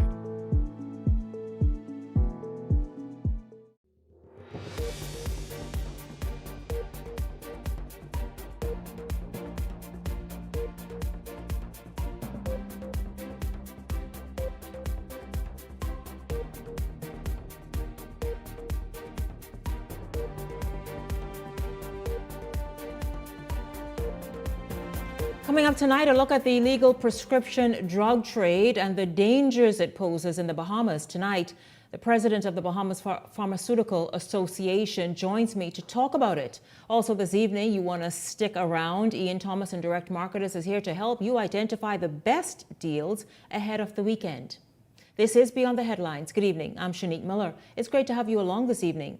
Illegal pharmaceuticals are increasingly becoming smuggled into the Bahamas or being smuggled into the Bahamas, posing a serious threat to public health. Officials warn these unregulated prescription drugs, often counterfeit or improperly stored, can lead to overdose, addiction, and dangerous drug interactions. Experts say the growing trade exposes gaps in border control and puts unsuspecting Bahamians at risk every time an unverified pill is taken. Well, this story has gotten the attention of many, and for good reason. We're going to begin tonight with a story by Linton Ritchie, and then we'll come back and discuss with the president of the Pharmaceutical Association. Allegations that prescription drugs are being sold without proper prescriptions are putting the Bahamas' pharmaceutical industry under intense scrutiny, and now pharmacists are demanding government enforce existing laws. Veteran pharmacists across the country are calling on authorities to clamp down on the unethical practices, insisting the Pharmacy Act 2009 must be enforced to protect patient safety and the reputation of the profession. The Bahamas Pharmaceutical Association, however, is pushing back, maintaining that the majority of registered pharmacies are operating within the law. BPA President Dr. Marvin Smith addressed recent claims of illegal medication importation, emphasizing that any unlawful activity is not coming from licensed pharmacists. Medicines coming in from Haiti and this and that. Let's be clear about those things. We know that there's a black market for everything in this country, whether it's fire sticks, whether it's telephone service, or whether it's meds. Those are not coming in for pharmacies, not registered pharmacies. The industry has been under a microscope since a Tribune newspaper report alleged that some prescription drugs are being obtained without valid prescriptions. Officials acknowledge that those claims are concerning. I think it shows that some people aren't living up to the standard. This is representative of a small group. So how can these alleged dangerous practices be prevented? Proper inspectorate available to police, which prohibits or is a deterrent for persons doing this sort of thing. Dr. Smith says the answer lies in stronger oversight, pointing out that millions of dollars in pharmaceuticals are imported into the Bahamas each year, generating significant tax revenue. He argues that with those figures, government should be able to invest in a proper inspection and monitoring system. Successive governments have failed at this. $4.5 million, you can't take $200,000 a year and hire 2 inspectors and give them a vehicle and give them a clerk to work with. That's not impossible. Pharmacist Philip Gray agrees, warning that without a functioning inspection framework, the Pharmacy Act 2009 will never achieve its intended purpose. I think we are one of 3 countries left in the Caribbean that does not have a proper pharmacovigilance center. It prohibits those persons who choose to do solicit things to prevent and it is a deterrent for such things happening. Meanwhile, in a statement, the Ministry of Health and Wellness says legislative reform is already being advanced to address what it called, quote, outdated and fragmented laws that no longer reflect today's pharmaceutical supply chains or public health risk. But many pharmacists are doubling down, insisting that new laws are not what's needed. They say the real solution is simple: adequate human resources to enforce the laws that already exist.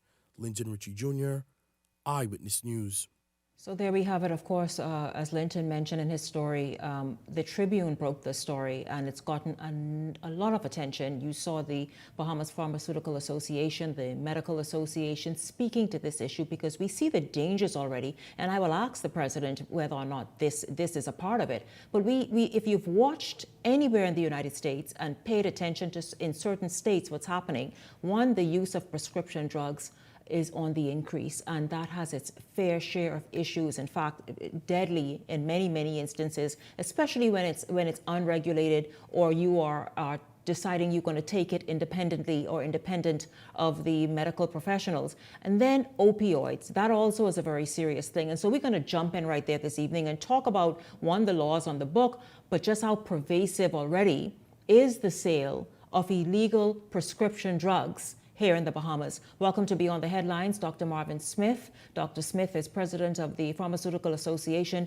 Good evening to you, Dr. Smith. It's good to have you here. Good evening. It's good to be back. Happy New Year. Happy New Year. Yeah, I know, right? Haven't seen you for the year as yet, but thank you so much for being here. This is quite an important story, something that you have taken very seriously. I know that you've spoken with, again, we mentioned the Tribune, and since then you've been pounding the pavement, but I mean, you've been on it before then, but that it's come to light and to see that it's increasing. I mean, Eric is gonna insert some videos that we have gotten, thankfully, from our partners there, and just to see within a 2-week span, and this is just sort of a glimpse of what comes in and where it goes. Allegations and so that let's just talk prescription drugs are about being Dr. sold Smith. Let's just talk about how serious and pervasive is this issue of illegal drugs and illegal, and when we say drugs, well, first of all, it falls in the category of drugs, but illegal prescription drugs in the Bahamas. So this is the level of seriousness that it has.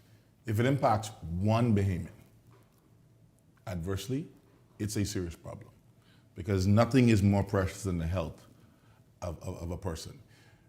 What we've looked at from our end, and there are two issues here. One is you have a number of pharmacies from the report that we've seen, all right, who have been engaging in illegally dispensing prescribed medications without the physician's prescription.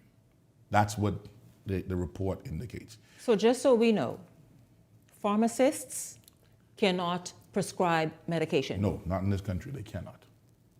All right? They are to dispense and manage medications. All right? Any drug that falls under prescription classification has to be first written by a registered physician in this country, registered under our medical council. All right?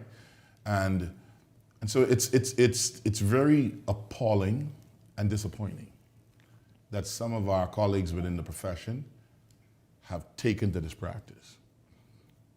It's a small number. When you say some of your colleagues, you mean some pharmacists? Some pharmacists. Okay, Yeah, and that- this is and- and and by the this- way, look at this. We were told that by the Tribune group who investigated this, and thank you for this footage here. But this is just a sample, obviously, of what comes in a 2-week period, a 10-day to 2-week period. Now that's a separate issue. Those are things coming into the country. Yes. Those aren't the things that they're seeing in the actual pharmacies. Oh. Okay? Keep in mind, that's why I said there's two issues here. One is that our pharmacists who are licensed and registered to practice here, a few of them are not acting to the standard. We have taken on ourselves, having gotten this information, and again, we don't challenge the veracity of the report.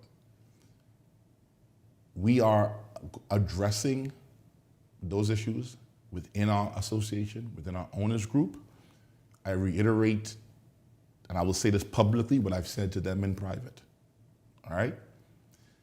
Those of you who are doing this make the vast majority of the owners and pharmacists who seek to uphold high standards look bad.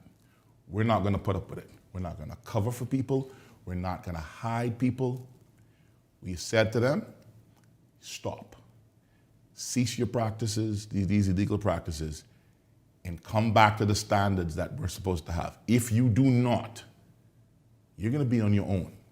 Because I can tell you this right now, if I get a report, and I'm the president of the association, if I get a report, I will be the first one to sign the complaint to get somebody's license. Okay? We're not going to close ranks and circle the wagons and cover up for anybody, Shanique. Okay? Because the person who walks into that pharmacy could be my loved one. And trusting, you see, because like doctors, pharmacists, the pharmacist, the one behind there who is actually ensuring and supervising everything, just what you said, we trust them. We place great trust in them. Yeah, we're trying to, some people perhaps try to circumvent the doctor and go straight to the pharmacist. But again, because we figure you got some knowledge going on here and we trust you. But that's not the way the system works, and it's set up that way for checks and balances. And I mean, you remove any part of that system, it's just as dangerous for doctors to dispense without going to the pharmacies. Okay? The pharmacists and doctors work together as a check and balance. That's the best way for patients to get their best health care. And I'll say this to patients. If you decide, right here, if you decide that you're going to go into a pharmacy and try to coerce pharmacists to go against the act, I'm instructing every pharmacist in this country to turn you in. Okay? We are not going to break the law. We're not going to do it. Okay? So that's the first issue from there, right? I'll come back to something that I think the government needs to do. But as it relates to those pictures that you put up earlier with the seizures. Put them up again. Put them up again. Thank you, Eric. Understand this. These products are coming in. Look at this. Well, by the way, describe one or two that you can easily identify. Blood pressure medicines. I see antibiotics. That looks like a worm medicine there. Like, I mean, you know, and keep in mind, I've been practicing 26 years, so I can pick out certain things, right? And these are critical day-to-day pain medication there, day-to-day medicines that people need. All right. And you mentioned pharmacy. That one in the box, right at the pink box. Yes. That's we give that to young kids as an antibiotic. Okay. Now here's the issue you have. Okay. People are bringing these things in their suitcases. They're bringing them in on these flights. They just caught a huge amount on a flight coming in from Haiti. They're bringing them in on these sloops. I don't call them boats. They're sloops. Right on West of the Esplanade. This is not new, Shanique. And successive governments have known about this, and we've complained about this. Because those products aren't showing up at your shelf in our pharmacy. You know where they're going? Where? They're going in neighborhoods and in the shanty towns. So wait a minute, are you hoods. saying that there are houses that act as pharmacies in inner city neighborhoods, in shanty towns and that type thing? Inner city, upper city, you name it. Oh, any city. Listen to me. Any I part told of a the story city. today on ZNS. I had to get a guy's stuff confiscated because I flew on the flight with him. He told the airline he had an import certificate. At that time, I was the acting director of the drug agency. So any request for those import certificates came to my office. I know I didn't sign it. I called Customs from Fort Lauderdale, seized this stuff. When I told him about it in Fort Lauderdale, he cursed me out because I was wearing my Chiefs jersey and my hat. So I guess he figured it's a black dude. I don't know nothing. When he came to my office the next day and walked in and saw the same fellow he cursed out was the fellow who had to sign the paper. I tell him, I signed the paper. You brought him in illegally, we seizing him. He was a Life Key resident. This is, and so these were expensive injections. So it's happening across but wait a minute, neighborhoods. now wait a minute, now Dr. Smith. Dr. Smith, administering your own injection is now a thing. You know, he was selling this. This was an injection you take about once a month. He had hundreds of vials in a cooler. So it couldn't be for personal use. He was selling them. Okay? I want to ask you about opioids. We see what's happening in certain parts of the U.S. Has the Pharmaceutical Association, doctors, medical practitioners noticed any opioids entering the country? I haven't been made aware of opioids coming in through any of these methods. Controlled drugs are very difficult to import from a registered country because there's this thing called the National Narcotic Control Board, and it literally mandates how much you can import of an item per country. And you have to have that certificate to bring that stuff in, right? The other issue for us is what we find mostly with the opioid abuse here is normally patients who are addicted to pain meds. And most of our pharmacies are very close-knit. If they see that there's an issue, they'll call the family, they'll call the doctor. If they think it's a fraudulent prescription, they'll do that. We understand that addiction is not so much a crime as it is a sickness. Yeah. All right? Yeah. But so if you're showing up too often to a pharmacy asking for but this. the word will get around, hey, watch out for these folk. These are drug-seeking patients. Make sure the prescription is valid, those sort of things. So we tend to work very well with our physicians and our clinicians. So Dr. Smith, you see that we're looking at some medication that were confiscated just weeks ago. In fact, last week and the week before. What are the dangers of an individual being able to access medication like that should come through a doctor, but without a prescription, versus the community doctor saying, listen, this is what you need, take it for such and such a time, or who knows even what the dosage is that they're recommending?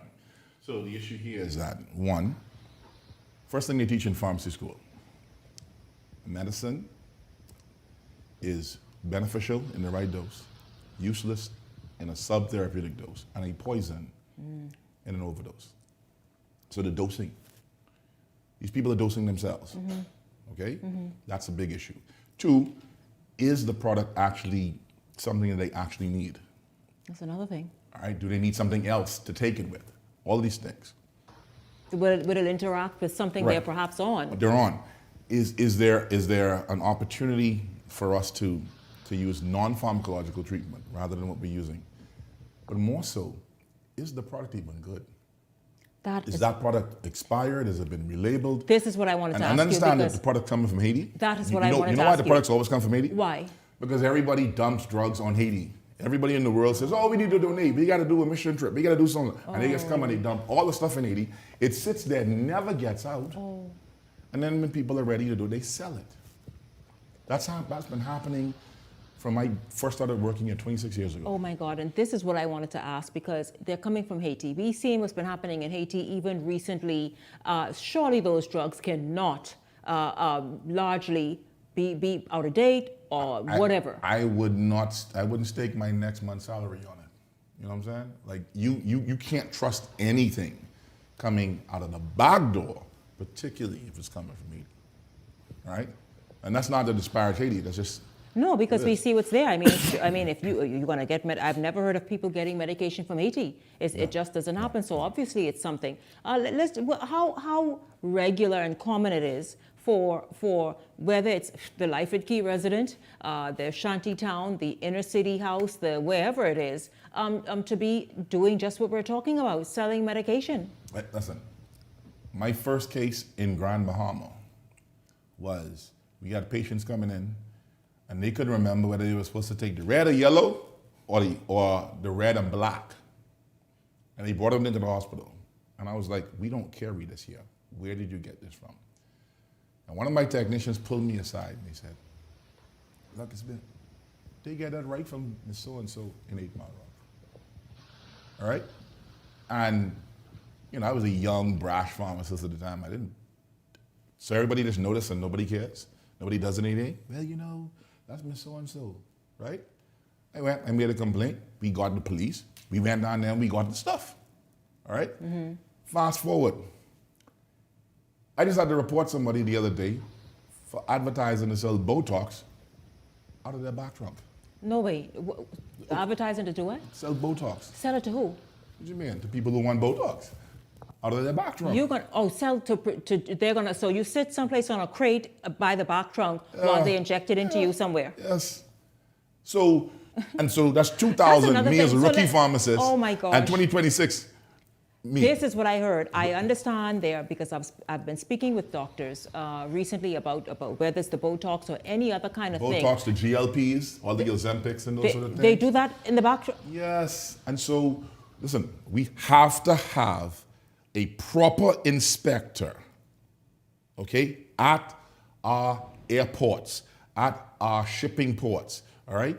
And we need to check everybody coming in. Everyone. We cannot do this thing where tourists can walk in here with a tourist visa with 17 suitcases. We've got to stop that.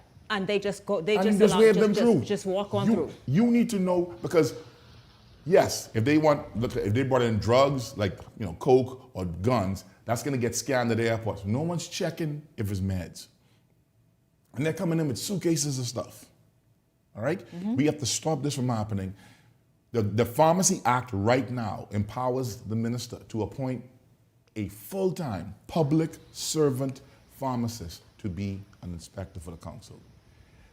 We passed that act in 2009, and we've never had a full-time inspector. So the borders are bare, meaning the airports, the docks, and then we know the poorest nation we have, and so they can sneak this in any which way outside of the capital of Grand Bahama. They could, but here's the problem: the more difficult you make it, the less profitable it is, the more chance they're not going to do it. Yeah. If I got to bring it in from Inagua, take a boat to Megawana, and go here and there, they get to Nassau, I'm not going to do it. But if I could bring it in right through the Haitian sloop and nobody could pick it up here, or I could walk in with my suitcase because I white and I got blonde hair and green eyes and an American passport, because we talking about Americans, okay? Because it's coming from the U.S. And too. I got a suitcase full of meds, and no one's gonna stop me. You have to have this inspection. The same way you have to have the inspection to inspect pharmacies to make sure that we are living up to what the law says. Enforcement is key. Absolutely. We are going to talk about accountability and prevention and also regional cooperation when we come back here on Beyond the Headlines. This is Beyond the Headlines tonight. We are looking at a very serious issue, one that you may say it's existed for a long time. I always go to my pharmacist and get the, what is it called when you have an infection? They call it the yellow and black. The yellow and black pill. But as you heard, it really isn't as simple as that, and you might be setting yourself up for some organ failure and even worse. It's something that the Pharmaceutical Association, doctors, and many others are now paying attention to and want stricter enforcement to be given to. This is Beyond the Headlines. We are back right after this.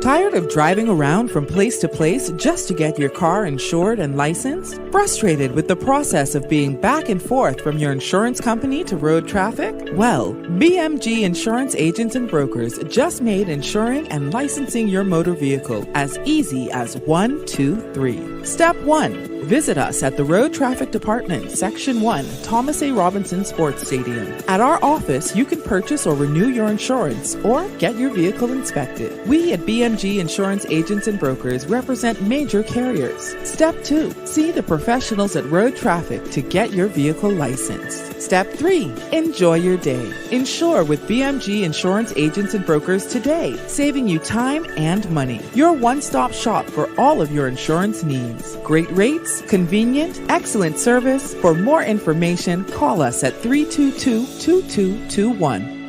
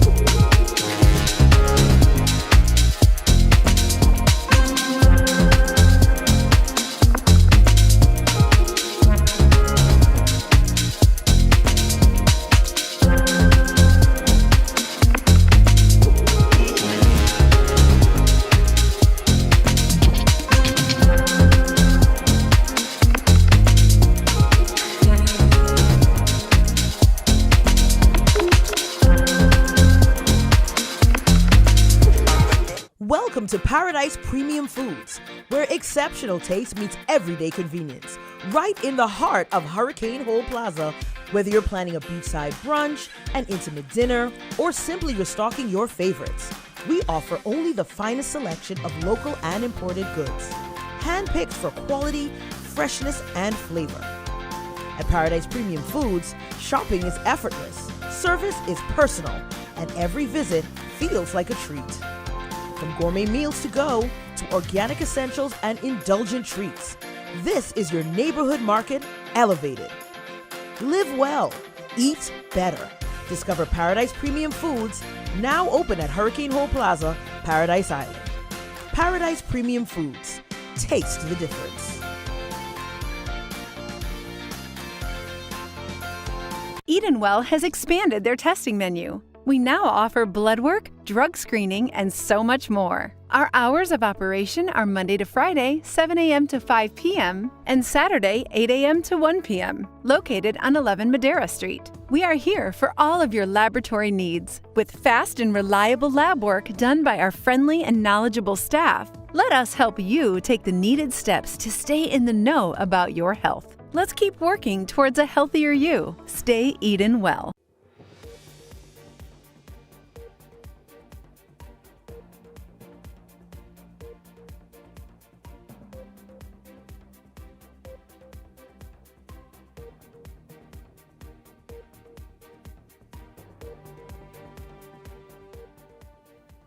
Welcome back to Beyond the Headlines. This evening we are zeroing in on the pharmacy industry. In particular, though, the growing use and, I guess, proliferation of illegal drugs on the streets. And not necessarily, because a lot of it is being dispensed through regular pharmacies, and that's worrisome for the Bahamas Pharmaceutical Association.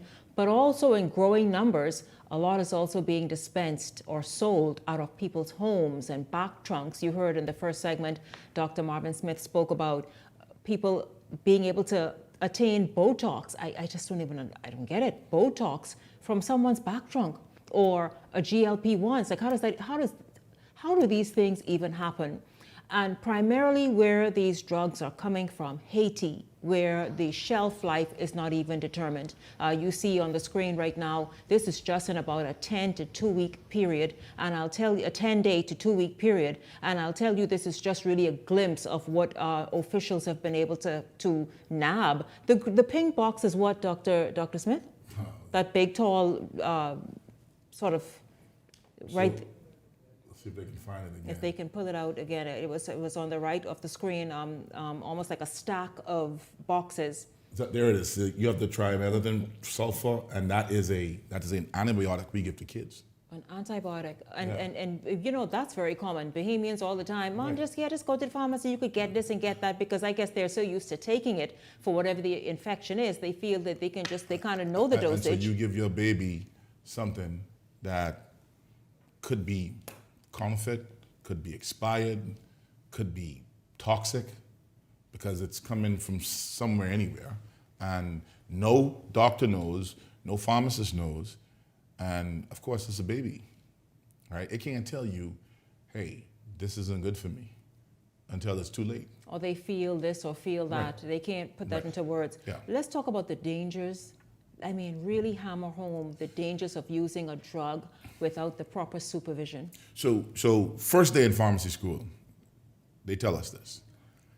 A drug is a medicine in the right dose.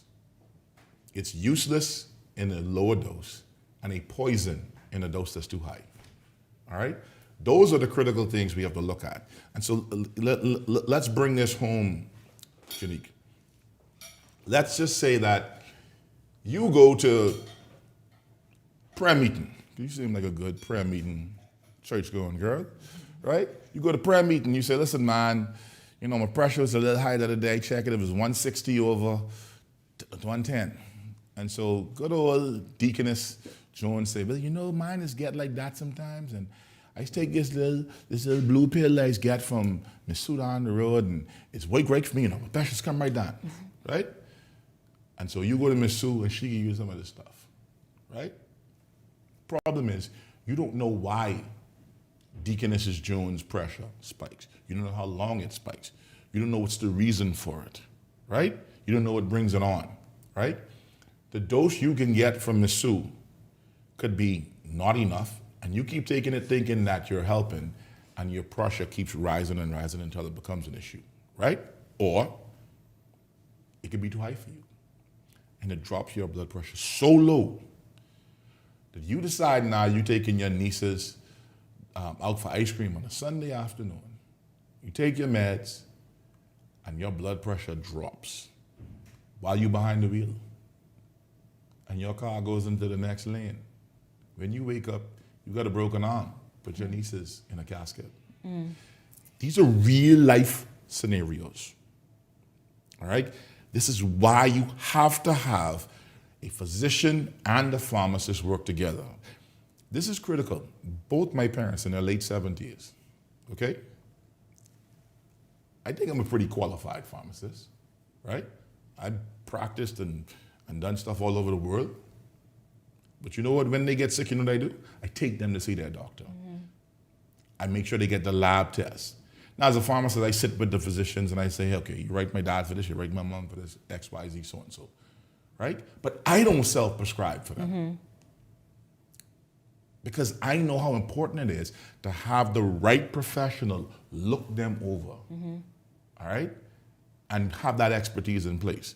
And this is something you easily can say, man, I know what this is. Come on, this is just a little this or a little that. Let me write this for. But I can't take that chance. That's my parents' lives.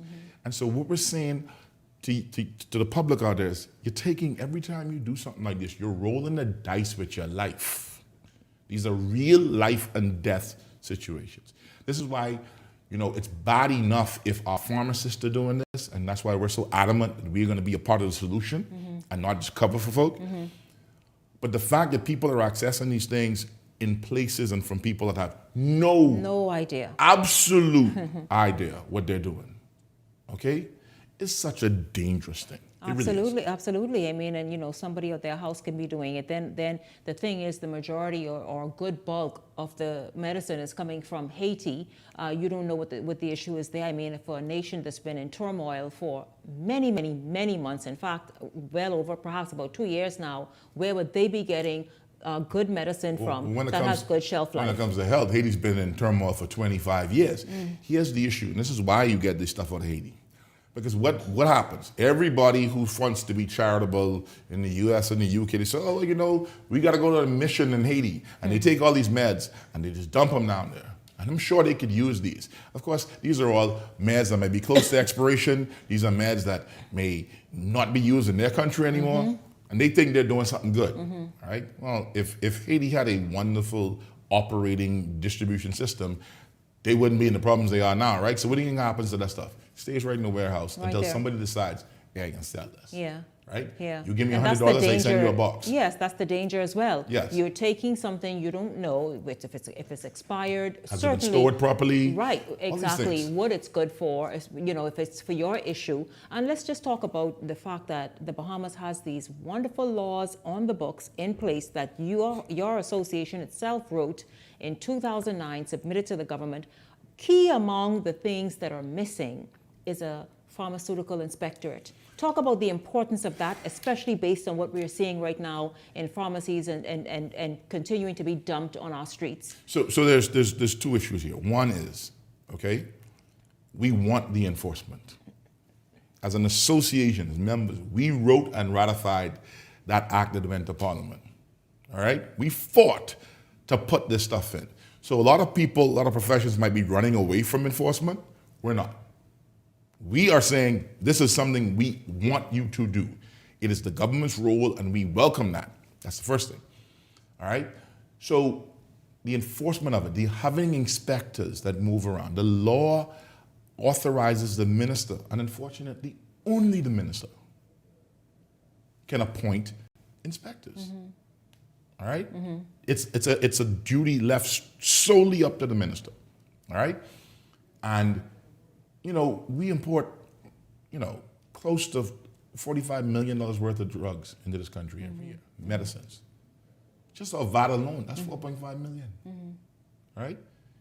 Even if you take away customs duties and everything else, if we just took the VAT off it, you have enough money to fully fund a good inspectorate and, by extension, a real pharmacovigilance program. And here's the thing. We don't need no pie in the sky stuff. We don't have to reinvent the wheel. In 2011, the Pharmacy Council, then led by Philip Gray, went to the Global Pharmacovigilance Center for the United Nations, for the World Health Organization, in Uppsala, Sweden, brought back all of the stuff. We simply just have to connect to the network. Right. All right? And people will be able to go, particularly now that everyone's way more connected than in 2011. It should be 10 times easier, right? We're one of only 3 Caribbean countries to do this. Why? Why? And it literally would only cost you, again, a monitoring pharmacist and some administrative assistants. Okay? This isn't difficult. This isn't difficult. All right? And so we have to make sure, Shanique, that we have to put the responsibility where it lies. So there's 3 things I want to say. 1, to the patients, to the public. Your health is your responsibility. Yeah. So it's critical for you to not play with it, don't gamble with it. And when you go to these undercover pharmacies or even to a registered pharmacy and try to get stuff without a physician's prescription, you are gambling with your life. Don't do it. Okay? To my pharmacist colleagues, we are supposed to be trusted professionals, and the vast majority of us are upholding the standards. To the few of you who've been exposed in this report, and even to some of you who might not have been caught, stop it. Stop it. Your patients' lives are at risk. Your profession is at risk. Your reputation is at risk. Clean up your act, because it's the Bahamian people who suffer the most. And then thirdly, Shanique, to the government, and not just to the government, I'm going to speak directly to my minister, who I know to be a good man. I met Minister Darville when I just started practicing in 2000. He was a brand new pharmacist out of school. He was a Grand Bahama. So I know him to be a good man, okay? Minister, forget what these people around you saying about what you can and could not do. Don't get distracted by these new legislation that may or may not do this. You have acts already here on the books. Minister, go out there, get a pharmacist, get an inspector. We need this now, because enforcement is the other half of adherence. And there are always going to be people in every profession who will only do right because they know there's a punishment for doing wrong. So Minister Darville, let's make this happen. Yeah. Is there regional cooperation? I mean, I imagine the Bahamas isn't the only regional nation that's having to deal with this illegal prescription medication. And we have seen the dangers of that on international headlines, how many people overdose and so much other things that can happen. The doctor's right here. But is there regional cooperation where there's some sort of network to try and prevent this from coming from certain countries onto in various jurisdictions? And this is one of the things that bothers me personally, right? We have all these interactions with the Pan American Health Organization, and they have the Caribbean Regulatory Public Agency, CARFA. This is what they're supposed to be doing, not drug registration and telling us where we can import and what we can't import. They should be tracking things like this to say, hey, let's strengthen how things are moving in and out, all right? Drug registration is not going to do that. Having properly trained inspectors at your airports, at your seaports, and here's the thing, if that means that you have to move them in between, and if something comes in on a Tuesday at the airport, and Tuesday is my ship day, hey, I see that tomorrow and Wednesday. But nothing should enter the country without being properly inspected. Customs is doing their best, okay? But no matter how much you try to train these well thought of and smart customs officers, they're not pharmacists. So you're asking an apple to be an orange. And the best apple in the world can't be no orange. Can never be an orange. Okay? Yeah. So we need to do these things. And so if we just sit down and start to go back to what was already on the drawing board, the pharmacovigilance program from 2011, it's right there, all right? Go back to the act and enforce what's supposed to happen in the act, right? And not worry about all this little minutia and everything else. If you do those sort of things, you'll clean up a lot of this stuff. And what'll happen is, the more you get out there, the more people will realize, this ain't profitable for me no more. It's not worth it. It's not worth it, because at some place in the system, there are checks that you will meet up to a check. And this is so critical, Shanique, because keep in mind, these are our people we're talking about. Yeah. Okay? I grew up in Life Key or Palm Key. Okay? I grew up in Washington Street and Chippenham. Running around my grandparents in Montail Heights, Robinson Road, and Camp Road. So the people who get impacted by this, they're my people. People always ask me, like, why you get so passionate and so intense about stuff? I say, because when I look in that Thursday paper, I never want to see somebody in there that I know that I could have prevented from being in there. That's it. All right? I don't care about politics and all this other stuff. I worry about that sort of stuff, okay? Because these are people who are struggling. This is one of the reasons why the association has so aggressively pushed the government to take VAT off medicines. Taking the VAT off medicines does nothing for the pharmacists and pharmacy owners. Yeah. Because we don't pay the VAT. Customer pays the VAT. At the end of the day, it's just pass along tax, right? So that stuff Alcides was talking about the other day don't make no sense, all right? But if you increase pricing, what you do is you marginalize people. And for some of them, that extra $5 or $6, it makes all the sense in the world to go to somebody. I go to Mama Sue. Somebody through the corner she down the charges street. me 25 cents for each red and black, and 10 cents for each red and yellow. Okay? And all I know is I'm sick, and I can't afford to be out of work because I don't go to work, I don't get paid. These are real life issues that people are dealing with. Mm-hmm. You know? Yeah. So we have to find ways to make this happen. Mm-hmm. Bring down the overall price on medicines. Take VAT off of that. Let's get the inspectors in place. Let's do what we have to do to save our own people.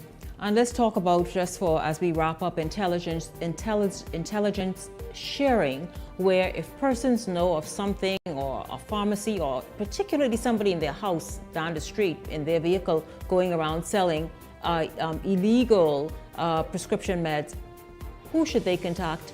What should be their course of action?